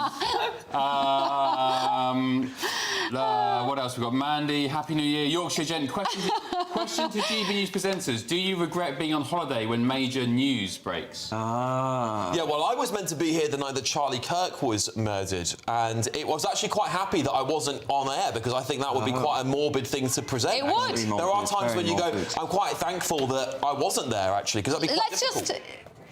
If you're just tuning in, where have you been at 10 to 2? Where have you been? 10 to 1 in the morning. You've missed Nana Aqua at home. You've missed Michelle Dewberry on a holiday, which was fantastic. Yeah. You've missed the Jacob Rees-Mogg and his 2 kids. Yeah. One of whom is a member of Reform. I did not know that. Oh, yeah. She interned for Reform. Did she? Oh, who did? Jacob's daughter. Oh, Come on, you have to watch the show back. You were actually here doing the interview. How's that come as a surprise to you? Sorry, a little bit behind. We've had Gareth Wynne-Jones talking about the farmers. Really important year for them. We had Christopher Hope. That feels like a long time ago, doesn't it? We had Keir Starmer's speech of the year. we can hear our boss, Ben Briscoe, screaming in the background. Briscoe screaming. And if it wasn't for Ben, none of us would be here. I'm almost tempted to drag him out as we go. But I don't think he's got a microphone. If we get a director in here who... we've had some... Can I just say, the gallery tonight, Seb... Looking after one presenter is hard enough. Looking after 5 of us is a nightmare, by the way. But also, thank you it to was Katie. Alistair was in Orange. And what our viewers won't know is that Katie Bowen, who reads the news, is the person person who's been talking to us all night. She's put this whole show together. Katie has done the most amazing job. We're live. And we do have Katie saying, no, she's very professional. She's done a super job in planning this show. She's done a brilliant job. And there is a reason that GB News is Britain's #1 news channel now. Not just the viewers at home, not just us mugs who sit here at the desk. There's the people backstage. Katie, who's produced the show tonight with all the team, Mariana and so on, Ben Briscoe, the head of programming, everybody else in the gallery. And hopefully Alex is going to get them now. I don't think they'll come out because they're very professional. If they did, we might actually fall off air. So they probably do have to stay in there and do a good job. But that's a good point, Bev. Well made. It is a This very... is why we pay you the big bucks. It's a very the point special that we'll place. fall off air if everyone comes in here. There are buttons to press that do not self-generate at this point. Tell you what. There are... They're refusing to leave the gallery. So they're saying in our ear that we need to do press-ups and arm wrestle, but they won't even come on screen. I think that's pathetic. Unbelievable. Pathetic. Unbelievable. Wait, anyone coming in? No, 1 minute 40. OK, my last word for tonight. Thank you to the viewers and listeners for all this year.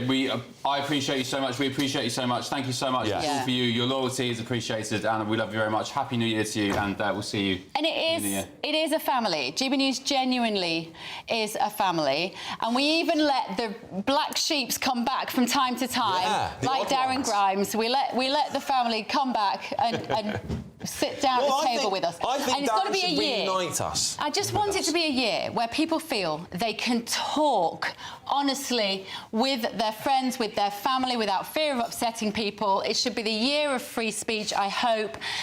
And we just should also say thank you to Angelo, to Mark, to Mick Booker, to Ben Briscoe, who we've mentioned, to all the people who do some of the boring jobs, frankly, behind the scenes, and the difficult jobs, and they just keep this show on the road. Can I just say as well, the advertisers who have got involved, some of them this year who've got involved for the first time, despite the fact that they'll receive a hellfire of abuse, I think that is a phenomenal thing to do. They won't walk into the studio. Everyone in the gallery tonight. Katie, Ben, Seb. I can't remember everyone that's here. Lucy, everybody. Thank you. Alistair's here. And Connor. Connor. Right, Thank you. that is Brilliant it. Show. That is it. It is nearly 1 o'clock in the morning. We and the rest of the GB News family wish you, our audience, a very happy new year. We'll be with you every step of the way in 2026. Dawn Newsome and Sam Francis will join you for breakfast to kickstart your day, and then Miriam will be on Britain's Newsroom after that. We will see you very soon. Good night. Happy New Year, everybody. Happy New Year.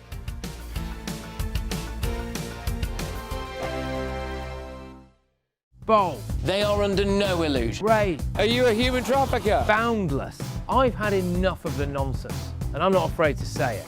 Don't get us on the BBC. Every weeknight, I tear through the headlines. The smell of gasoline. Should we be worried about it? From Westminster madness to cultural war chaos. What I'm going to do now is they are throwing things out the car as we speak. Get ready, Britain. Here we go. Patrick Christie tonight, weeknights from 9 p.m. only on GB News, Britain's news channel. Hi, I'm Michelle Dewberry, and my show is your opportunity to cut through all the noise and dive in headfirst to some robust debates. Ideas clash. Situation, isn't it? No, because the failure is you're deliberately avoiding my point. Nothing's held back. And if you think this is the end of it, wait for more. And we do not shy away from the difficult stuff. Sometimes I want to shake people and say, if only you understood. So join me on Jubes & Co. weeknights at 6 p.m. only on GB News, Britain's news channel. Mornings don't have to be